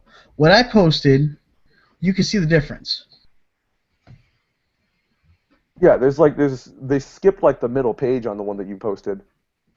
If you Yeah. see, because the middle page is the second one that I had posted here, or the first one I should say. Yeah, let me go with the first one. Let me just re-look at that. Has added draw. Does this let us post images or something here? There we go. Got it. It looks like he breaks out into the sky. Goku's already knocked out, and then he shoots him down into the corner over there. Yeah. That's not exactly light speed, though. That really isn't. It's a laser. I mean, if you take a laser pointer. Okay, but even a laser on Earth isn't light speed. That's the problem. It's light, isn't it? Okay, but you know the speed of light is a speed of light in a vacuum, right? Okay. Okay, the speed of light in a vacuum is different. But just because it's on Earth doesn't mean that light travels at the same speed as it were in a vacuum. If it was in space, okay. Yeah, if it were in space. A laser here doesn't travel to the moon at the same speed. I can't believe I'm gonna list this, but they even mentioned it in Big Bang Theory when they were firing the laser into the moon to see the travel time. If you do the actual math, and it turns out that the experiment is legit, it's not even a light speed movement that they're going with, and that's just from the Earth to the moon. Mm-hmm. So there's that. Also, in the post that I showed, which is apparently the first picture I showed, the one on the left, is actually taking place before Commander Black jumps into the air. So that's actually happening in the building that Commander Black is in. Yeah. If Goku were Lightspeed, Commander Black shouldn't have been able to grab him. And at you see, all. this once again comes to Dragon Ball inconsistencies, you know. There's a lot of things like this shouldn't be able to happen, and then they just contradict in like the very next panel. You know, that happens all the time in Dragon Ball. Yeah, but the thing is that when you're going with well he blocked the laser, and I was like, all right, well let's go with something else. Let's go with the fact that how come I'm gonna go with Hercule because I love that name better than Mr. Satan. How come Hercule is able to perceive combat that's supposed to be traveling at light speed? He can't most of the time. He's watching and he's like, I have no idea what's going on. But during the biggest instance where light speed is possible, which is when they're fighting at Super Saiyan, he's able to see what's going on. That's the part that doesn't make sense. Also, there's also have other characters, Piccolo, Krillin, Yamcha, trained fighters who are like way above Hercule, and they're going, whoa, they're moving so fast, I can't even see them. I have no idea what's going on. You know, it's Toriyama's inconsistency is all. Yeah, but at the same time, that doesn't again equal light speed. Like, for example, the best like speed feat I've ever seen is coming from a character who's actually Super Saiyan 3 level, and that's Gotenks at Super Saiyan traveling around the world, and that's still not light speed level, and that's a speed. That's the best speed feat I've ever seen show up from there. There's There's Beerus against Goku in their first fight before Goku gets God form, where when Beerus is acting, time around Goku just seems to slow down. Beerus flicks him on the forehead just barely before Goku even realizes what's going on, moves behind him before he can, even perceive that he's done it, and then taps him on the shoulder and puts him in the ground. Yeah, but you want to know something that's just as fast as that? A camera that films at 10 million frames per second. That's the exact same thing as a camera that films at 10 million frames per second. That's still not light speed. I could see there's a video right now that I'm gonna look at as soon as we're done, which is an Xbox being destroyed by C4 at 10 million frames per second, and I'm gonna watch it on my phone. But I've seen a gun go off at 10 million frames per second. It looks like it's standing still. Like these videos last for like almost 6 minutes because of how long it takes for even the slightest movement. And it's a gun. A gun when it goes off is pretty serious. The same thing when they pop a water balloon, which is really freaky. I recommend watching that.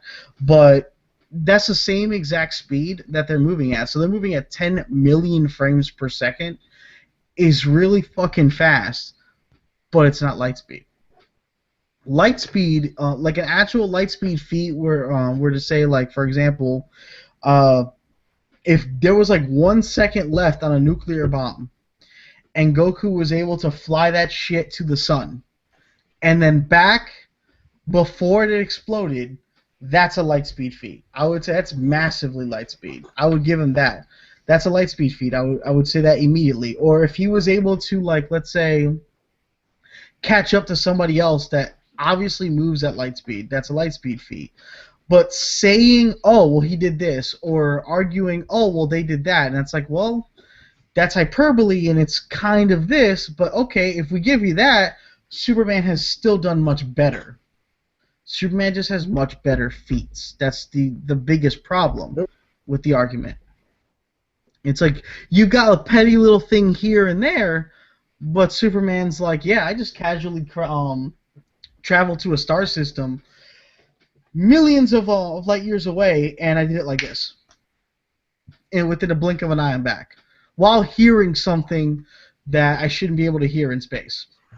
All right, how about this one then? This feat here, where Rob mentioned it earlier, the half of the planet Namek feat. Okay, well, now here's the bigger argument. I have looked high and low trying to find this. Rob, have you found it over the past 3 years that I've been looking for it? How big is Namek? I've seen some calculations. That's pretty much all I've gotten. All we've gotten is calculations, but we've never actually known how big Namek is. All I know is that they can traverse like the whole planet in, like, you know, a couple hours. That's it. And even the slowest person can do that, which is Dende. It's a very small planet inhabited by like 100 Namekians. Mm-hmm. Even if that were the size of Pluto, or let's be nicer. Let's say if that was the size of Mars, and he traversed half the planet in a second, still not light speed. If it was the size of Earth, travels in half a second, still not light speed. Like, these are the things that, like, even if you were to give it that, it's still not a light speed feat. Now you can say, well, you got to upscale it for when he gets stronger, but it's like, at the same time, you also have to remember they weren't light speed feats, and we're just giving the benefit of the doubt to make it a light speed feat, is what I'm trying to point out. And another thing, which you've pointed out yourself, Quentin, you said that traverse speed and combat speed are two different things. They are indeed. With Superman, he's proven he can move just as fast as he can traveling at high speed flying, because it's the nature of his character. He just has total and complete control of his body. It's the same thing with the Flash. The Flash can travel at, like, God knows how many speeds in a straight line, but he could also move his body the same way. Like, he can vibrate his body. Have you ever seen Goku vibrate his body like that, or vibrate a fist through somebody else, or go through solid matter without destroying it? No. That's not in Goku's power description to, you know, that complete control of speed, that Speed Force. That's not him. You know.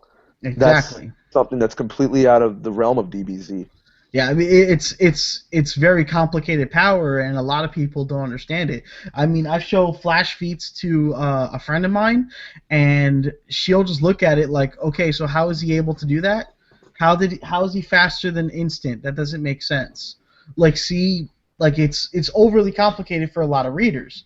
Kira Toriyama can barely understand the own story that he made, so I wouldn't imagine him making an overly complicated power.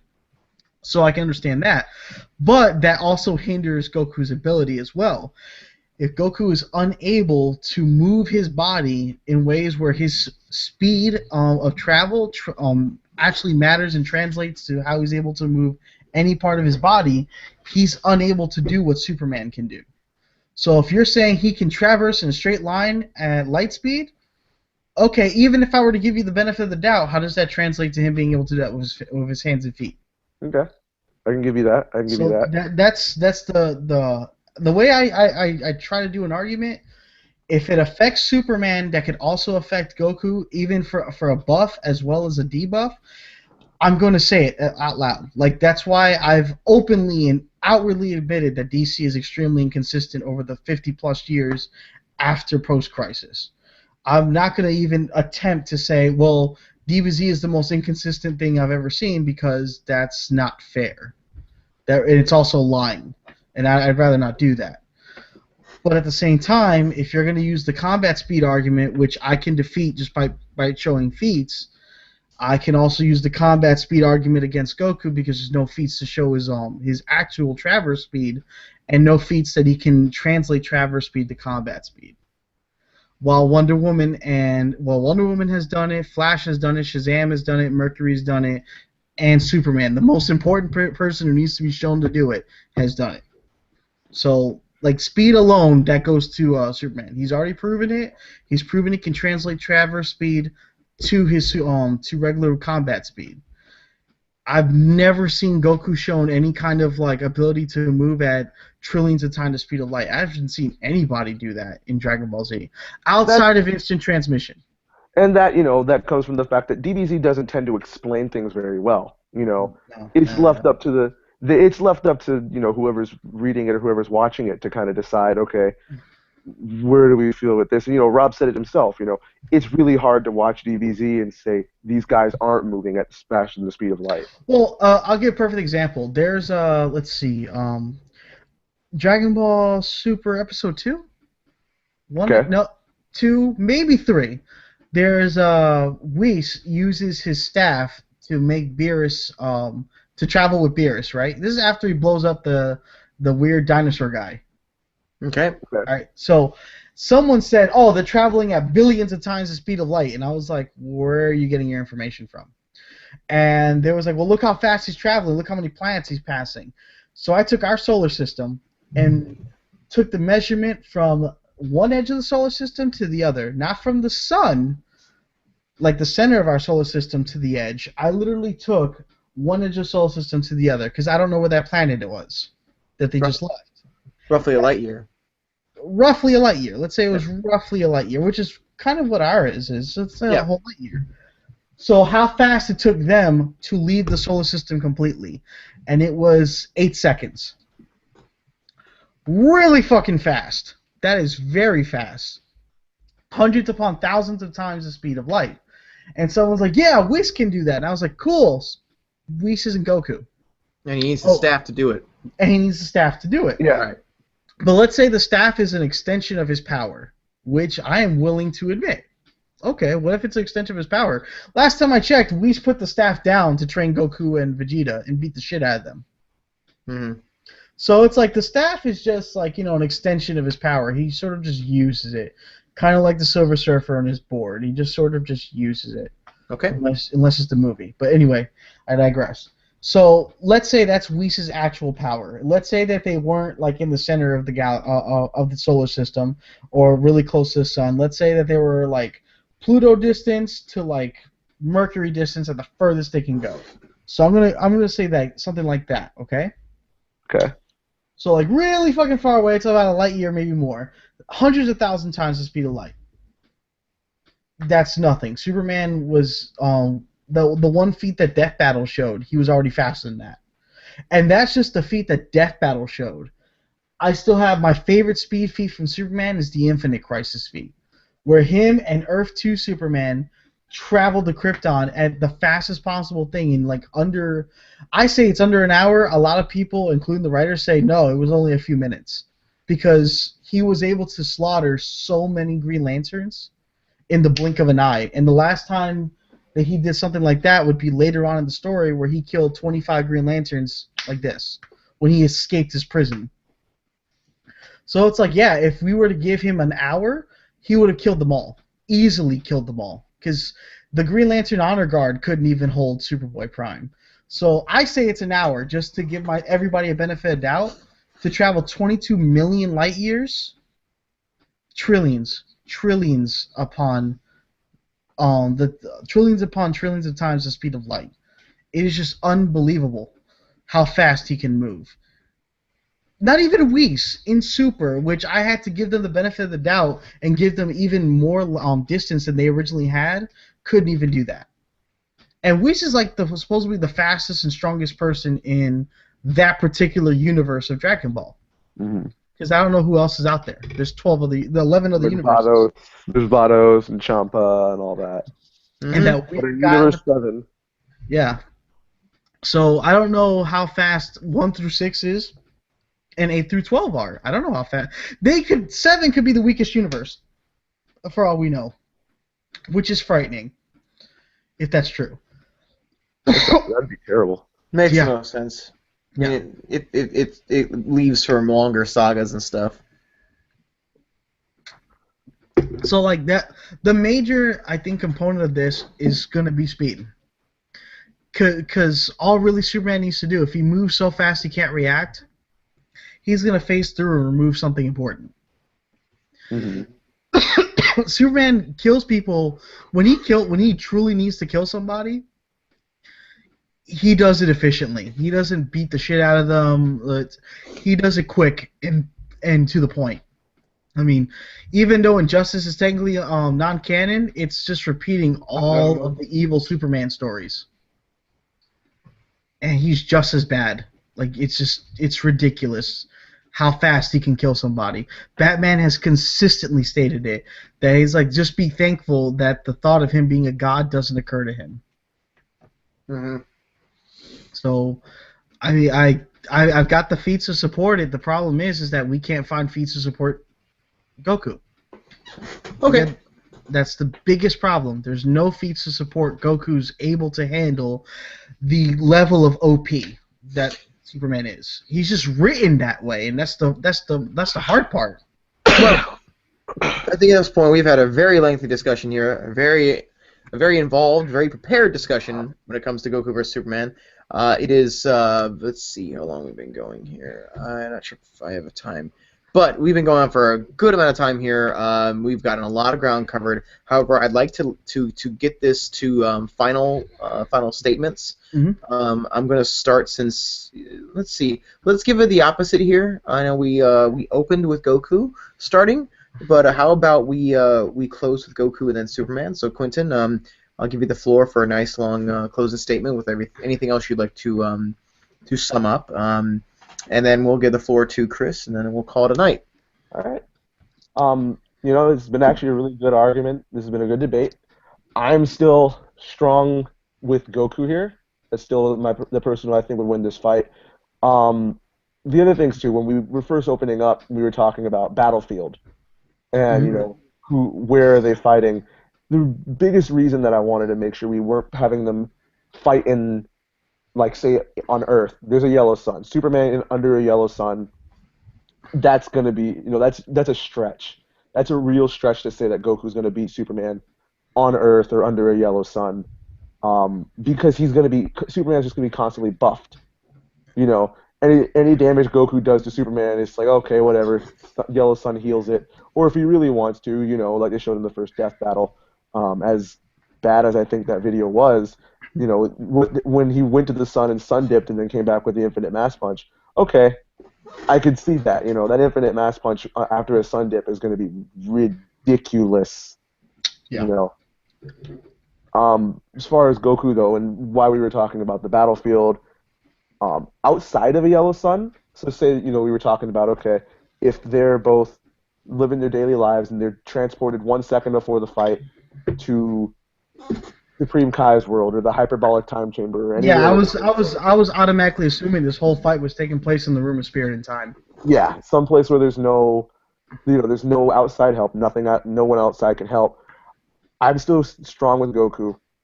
I'm gonna look more into the light speed feats. I'm still not looking at Goku as being less than speed of light. We're talking about feats, and I totally agree with you that DBZ's feats are very, very inconsistent, and they're very vague. Very extremely vague. Vague is a very good word. Yeah. Mm-hmm. Vague is like the most, everything's vague because they're not, the writers in DBZ, or the writer in DBZ, he's not writing DBZ to be like, oh yeah, look how powerful Goku is, and oh yeah, look at this, and oh yeah, I think that's a little bit of what happens with the DC comics and Marvel comics too, or just American comics in general, is that writers are trying to outdo each other with the character. Or they really like a character and they're trying to like blow them out of proportion and stuff, you know. The best comics are the ones that don't focus on power. You're right. Mm-hmm. Yeah, and so that's, I think, something that really puts the Goku side of this debate at a disadvantage, that DBZ is just not written that way. It's written by one guy who just kind of got into comics, who wanted to write short stories, you know. And so Goku's not written in the concept of, I am going to just show you how overpowered it is. He kind of leaves it to your imagination. So I'm going to do some more research on the light speed. I'm still very confident that Goku's light speed, especially after he's fighting Beerus, and what we've seen in Super, and what we've seen throughout DBZ even. I gotta say, still, Superman, we didn't even get to touch on like durability very much. Durability, just real quick, durability, lifting strength, that's going, I'm not even going to contest that, that's going straight to Supes. You know, that guy he is durability. You know, if there was anything to say about him, he is durability. Goku's durability really only goes as far as his destructive output at this point, which is very high. But you know, like we've already said, we don't want to have DBZ characters go out and be like, oh, I'm just going to tank every hit, because even though he can't, you know, even after with his training, it's still going to take a toll on him. So yeah, durability, lifting strength, straight to Superman. As far as striking strength and speed goes, I'm still strong with Goku on those two.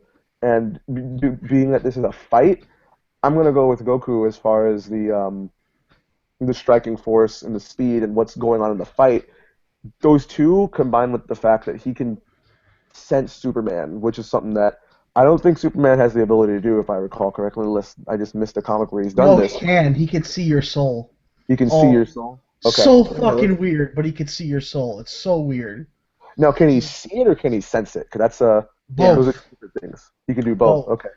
Superman can sense your heartbeat from another galaxy away. Yeah, well, I mean, I know he could hear it. He could hear your heartbeat. Yeah. You know, but as far as like, because you know, you don't need to have a heartbeat per se for Goku to sense you. You just need to have an energy signature and not be an android. You know, as long as you're a biological organism. Well, we do know that. Sorry to interrupt, but we do know that Goku does have a heart, because it's what killed several versions of him. The heart virus. He does have a heart. Yeah, so, he most definitely does have a heart, and you know, he's such a lovable guy. How could he not? Right. You know, just that combined with what's going on in Super right now, what we've seen in Super, how like the fight between he and Beerus went down. With their, you know, their colliding punches are basically rupturing the universe. You know, this kind of level of power that Goku's attaining right now, combined with his combat mastery, is what I think gives him the edge. Also, like we touched on very early on, the longer they fight, even if there is a gap, the shorter that gap is going to become, until Goku eventually, you know, is completely on par in all aspects. You know, durability and lifting strength included, that gap is just going to close and close and close and close until it finally gets there. Now, that just depends on if Goku can last long enough. And in my opinion, based on his speed and his durability, which he's not going to rely on it, but if he needs it, it'll be there, and it'll be enough to at least keep him alive long enough, in my opinion, so that that gap becomes non-existent. And at that point, his superior fighting knowledge, Superman knows martial arts. He's learned from Batman. He knows martial arts. He's learned from all over the place.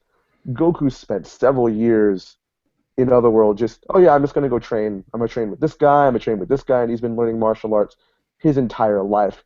Not only that, Saiyans have a natural fighting instinct that, you know, we Kryptonians don't have this natural urge to fight, this natural instinct to fight, where Goku is a Saiyan. He just has this natural instinct. He likes to fight.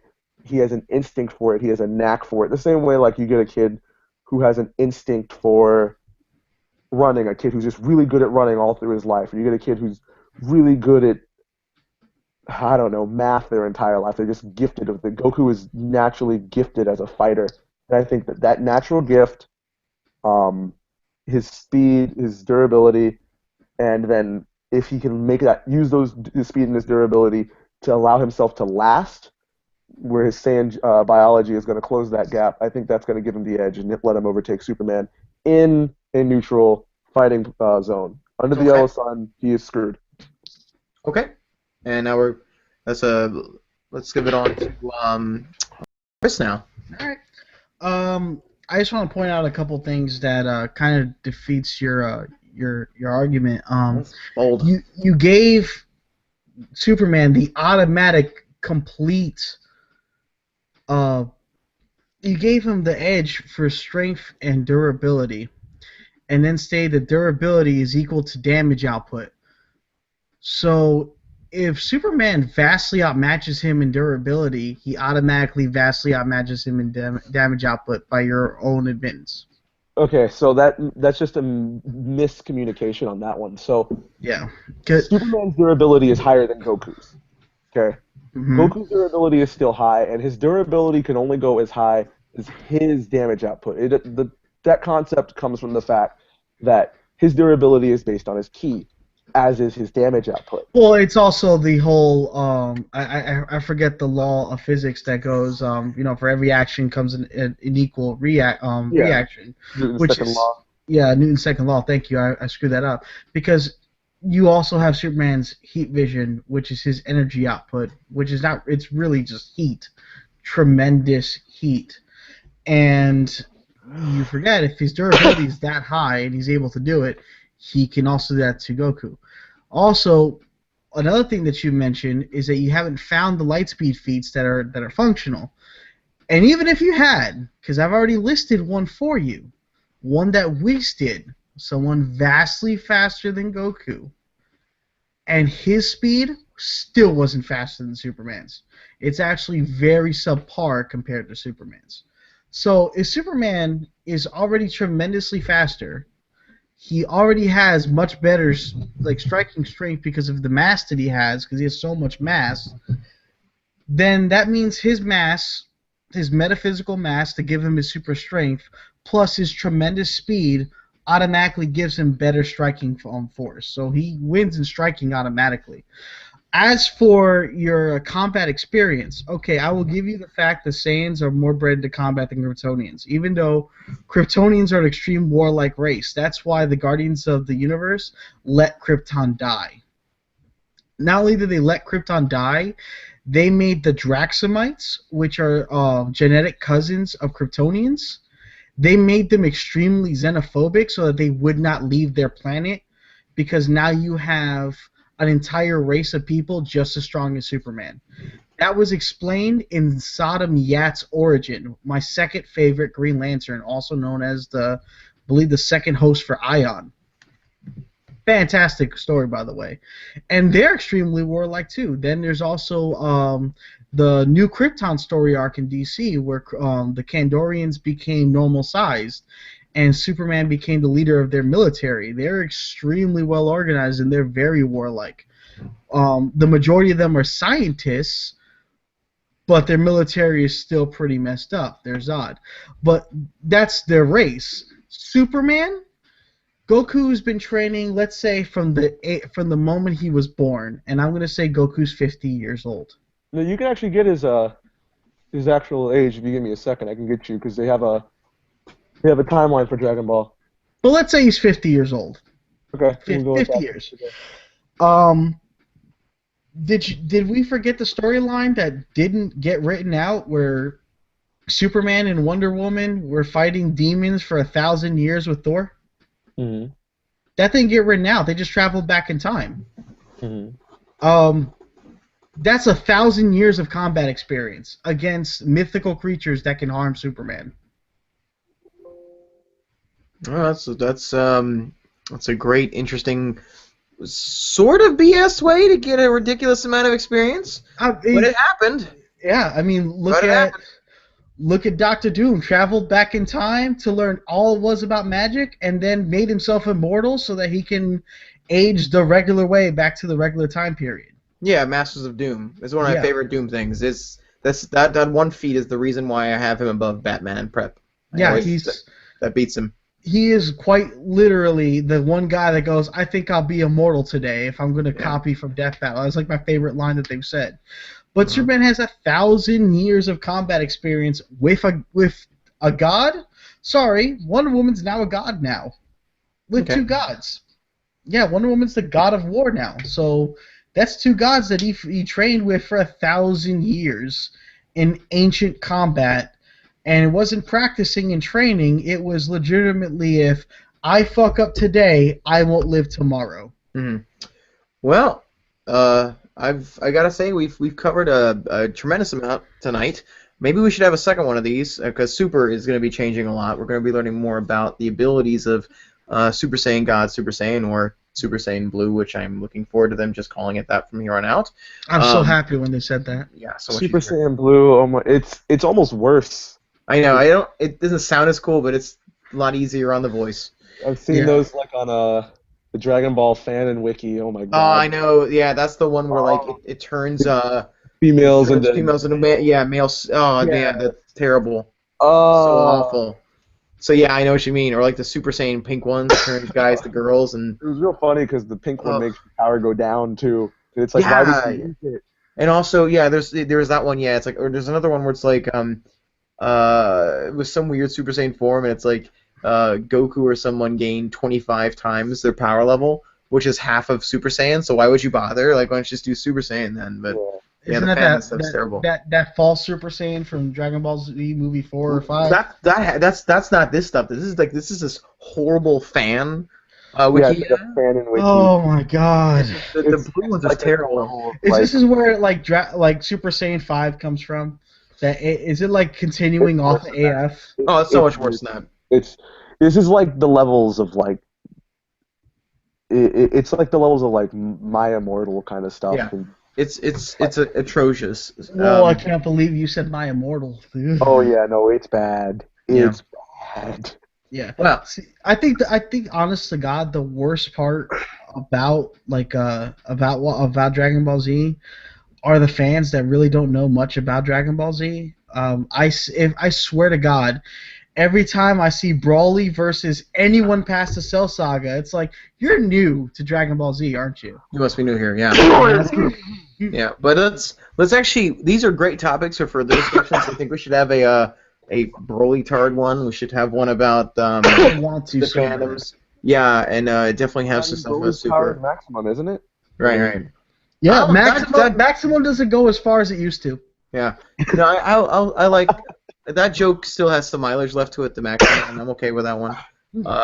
But yeah, let's. I would say this is a good way to convene this discussion here. It was a lot more civil than I thought it would have been because in most of these discussions, the thing that annoys me the most is most channels that do this. I gotta state, I don't have this channel to like make a career like a lot of other guys to It's do for this. fun. Yeah. Oh, absolutely. It's just fun. I like having an outlet for this. Now, the guys that try to make money on this stuff, kind of like the Mike Zero guys and all those Got to dudes. appeal to a Uh, certain crowd. Well, Yeah. yeah, but you can tell where I'm going at is they'll have these and they'll be like, they'll say like, oh yeah, this guy's the Superman expert, and the expert, quote unquote, is just a Superman fan who they just want to beat up a Superman because they know it'll get them views, it'll get them it'll get people that'll want to follow them. And it's annoying because then it spreads, and then it makes other fans think, oh yeah, Superman doesn't know anything. This guy was a Superman expert. No, I chose you guys for this topic because I have seen both of you duke it out. There is no, there is no insincerity here. You guys both have passionately argued this, not even with just yourselves, but also with other people, and then it's shown that you legitimately feel this way about it. It's not me going, okay, I gotta pretend that I'm relevant. Like Superman vs. Goku, the sequel of it, and the original one. I mean, we're pretty late for this, and it doesn't matter. It's because I wanted to get you guys together so we could have this talk. And you know what? It sounds like we might need another one at some point. Months later, maybe get a sequel once Super, starts giving us more data. I'm totally okay with that. But like earlier, I was pointing out just as a reference that Mike Zero guy. For those who don't know, Mike Zero is this guy who makes a lot of clickbait Dragon Ball Z videos. He made one where he made this whole Kid Buu episode where all he said was, "I highly do believe Kid Buu is the strongest," with no evidence, no nothing, and for 10 minutes that's all he did. So it was brought into one of our groups. I got tagged because I made a video about it as well, and my video's got 55 scans of the manga. I counted it all out because I wanted to be accurate to it. So I told him, I was like, dude, this is 10 minutes of you just saying, "I highly do believe," which, by the way, if you highly do believe, does that mean you believe it more than if you just believed it in the first place? Would that change your stance? And then what he says, I'll always remember this, and this is why I'm so like always on this dude about this. He said he referred to the entire group as quote unquote a bunch of loser nerds, and then got banned for it. And so now here he is parading around like he's some sort of expert on DBZ, and I was casually looking around for stuff about The Force Awakens, right? And there was a lightsaber fight in it that I was like, okay, I liked it because I saw it a few nights ago. And I'm like, okay, I just wanted to see if someone had some footage for it. Maybe there was something snuck out, just because I wanted to review the fight, right? And so I see this thing, and it's titled exactly that fight. And it's designed to look like it is the footage from the fight. He even photoshopped photos of the characters and put lightsabers in his hands and made it look like it was from the movie. I clicked it. It was his stupid face talking for 3 minutes. It was clickbait about him talking about the possibility of that fight happening. And so I basically started telling everybody, listen, I was like, hey, this is that guy, same dude. And I started saying, flag this video. It's misleading to stable. You were so mad. This is not that sounds like somebody I know who makes a video about Godzilla 2014 or 2013 or whatever. I know made a Godzilla video. It was just old footage. Yeah. Who was that? You guys know who that was? That was Robert? That was my April Fool's joke. Kind of like with that one, I was a lot of you guys out here like I risk from that gag. It was a gag. Yeah. With that one. Because my policy was like, okay, do people really think the full movie is going to be online? So I was watching Godzilla one night. It was like the night before the release of 2014 Godzilla, for those who may not know about this. And I was watching Ghidorah, the three-headed monster, and there was a scene where Mothra is trying to convince Rodan and Godzilla, we need to stop Ghidorah. And Mothra walks in and sees Godzilla and Rodan playing volleyball with a giant boulder, and it's so comical. It's like Bugs Bunny stuff. And so I was like, it'd be kind of funny. What if we looped this for 2 hours and put it online, and we're like, this is the movie? And that was the gag. That I just looked so stupid repeated. Yeah. Now that got taken down, and I got a copyright strike for that. But you know what? I thought it was kind of worth it. It wasn't for subs. Totally worth it. That was right. I thought it was. I was like, I got in trouble for it, but I was like, you know what? I'm okay with that. But the Mike Zero stuff, he'll have whole videos where he doesn't know what he's talking about. He has no concept of what he's talking about. He's clearly doing it to try to make money in this, even though he's not a fan of Dragon Ball Z, and more importantly, he thinks lowly of Dragon Ball fans. What's funny is them. A bunch of loser nerds, but he's making videos about Dragon Ball Z. He's got a whole YouTube channel. He's gonna go make videos about nerd stuff. It's like, oh, but these are a bunch of loser nerds. Who are you trying to appeal to? What's your audience here? Easy money. He just wants to be able to stay at home and make videos, and just make videos about stuff that he thinks is easy. And what's sad is he has fans. But again, today it was so coincidental that the one video that was a lie, the video's a lie. If you go on, you look up, it's a Kylo Ren fight with another mage character. I won't spoil who because it's a big fight. And if you look it up, it's one of the first results, and it's a picture of both of them with their lightsabers in their own faces that he photoshopped to make it look like they're in a duel, and it says full fight. It's just like the fight, and it is tricking you into clicking it. That's like a typical video, and there's a lot of those channels out there. And so when there's oh look, Goku vs Superman is a big deal. The next thing you're gonna see is a bunch of these channels where it's like, all right, we have two experts, and the whole time you're listening to it, and you're just like, okay, well in this video they're saying Superman can lift 100 tons, just so we could watch Goku win. Now if Goku if I believe Goku is a better opponent than Superman is in a fight between the both of them, then guess what? I'm giving it to Goku. Now this one, because of Super, it's pretty ambiguous now, so I have a harder time kind of picking a side in this. But someone needs to have a good case for this. And in even today, I woke up and I saw right in my feed there was that stupid little thing where it's the calculations where they took Superman's ability to lift only 100 tons and then Yeah. calculated it. I saw that one. That was the first thing I woke up today. It's by a guy who was not even in our groups. So the idea is to get. The Strength of 10 Men. Have you seen the Strength of 10 Men one? Oh yeah. I've That seen. one's laughable. Right. And so what you guys can do here is you guys can have a debate. There can be things both you guys agree that we're not certain on, but you'll do your best to actually argue here. And that's exactly why we do this. That's why we're having this discussion, because we want people to make their own conclusions about this, but you guys are going to be able to you present the best case possible, that you guys can bring forth. But yeah, I get tremendously sick and tired of all these other these channels out here, because again, I'm not doing it to get a giant amount of fans. I'm not doing it to make a lot of money here, because I have other things that I put more of my time in. But this is fun. I love the community until we talk about actually Superman. But for the most part, there's a lot of people in the community that are great. I've met a lot of great friends here. I've met you dudes because of either something based off Goku, something based off Dragon Ball Z, comics, you name it. That's how we all met. So this is my way to kind of indulge it, and for everyone else to kind of be a part of it. So in conclusion, I'm glad you guys were a part of this. I apologize to all the people out there that were waiting so long. I hope this was interesting enough. I hope this satisfied your guys' needs, your interests to see how we think about this topic. There are no real fanboys in this channel. It has more to do with we've all been around the block in these groups. Unlike people like the Mike Zeros and all those other guys out there, we run groups on Facebook of Dragon Ball. We're always talking with Dragon Ball Z fans. We're always moderating them. This isn't just like, I liked it when I was a kid, I'll make a channel so I can make some money. This one's like, no, this is something that we take seriously. This is it's a big passion of ours.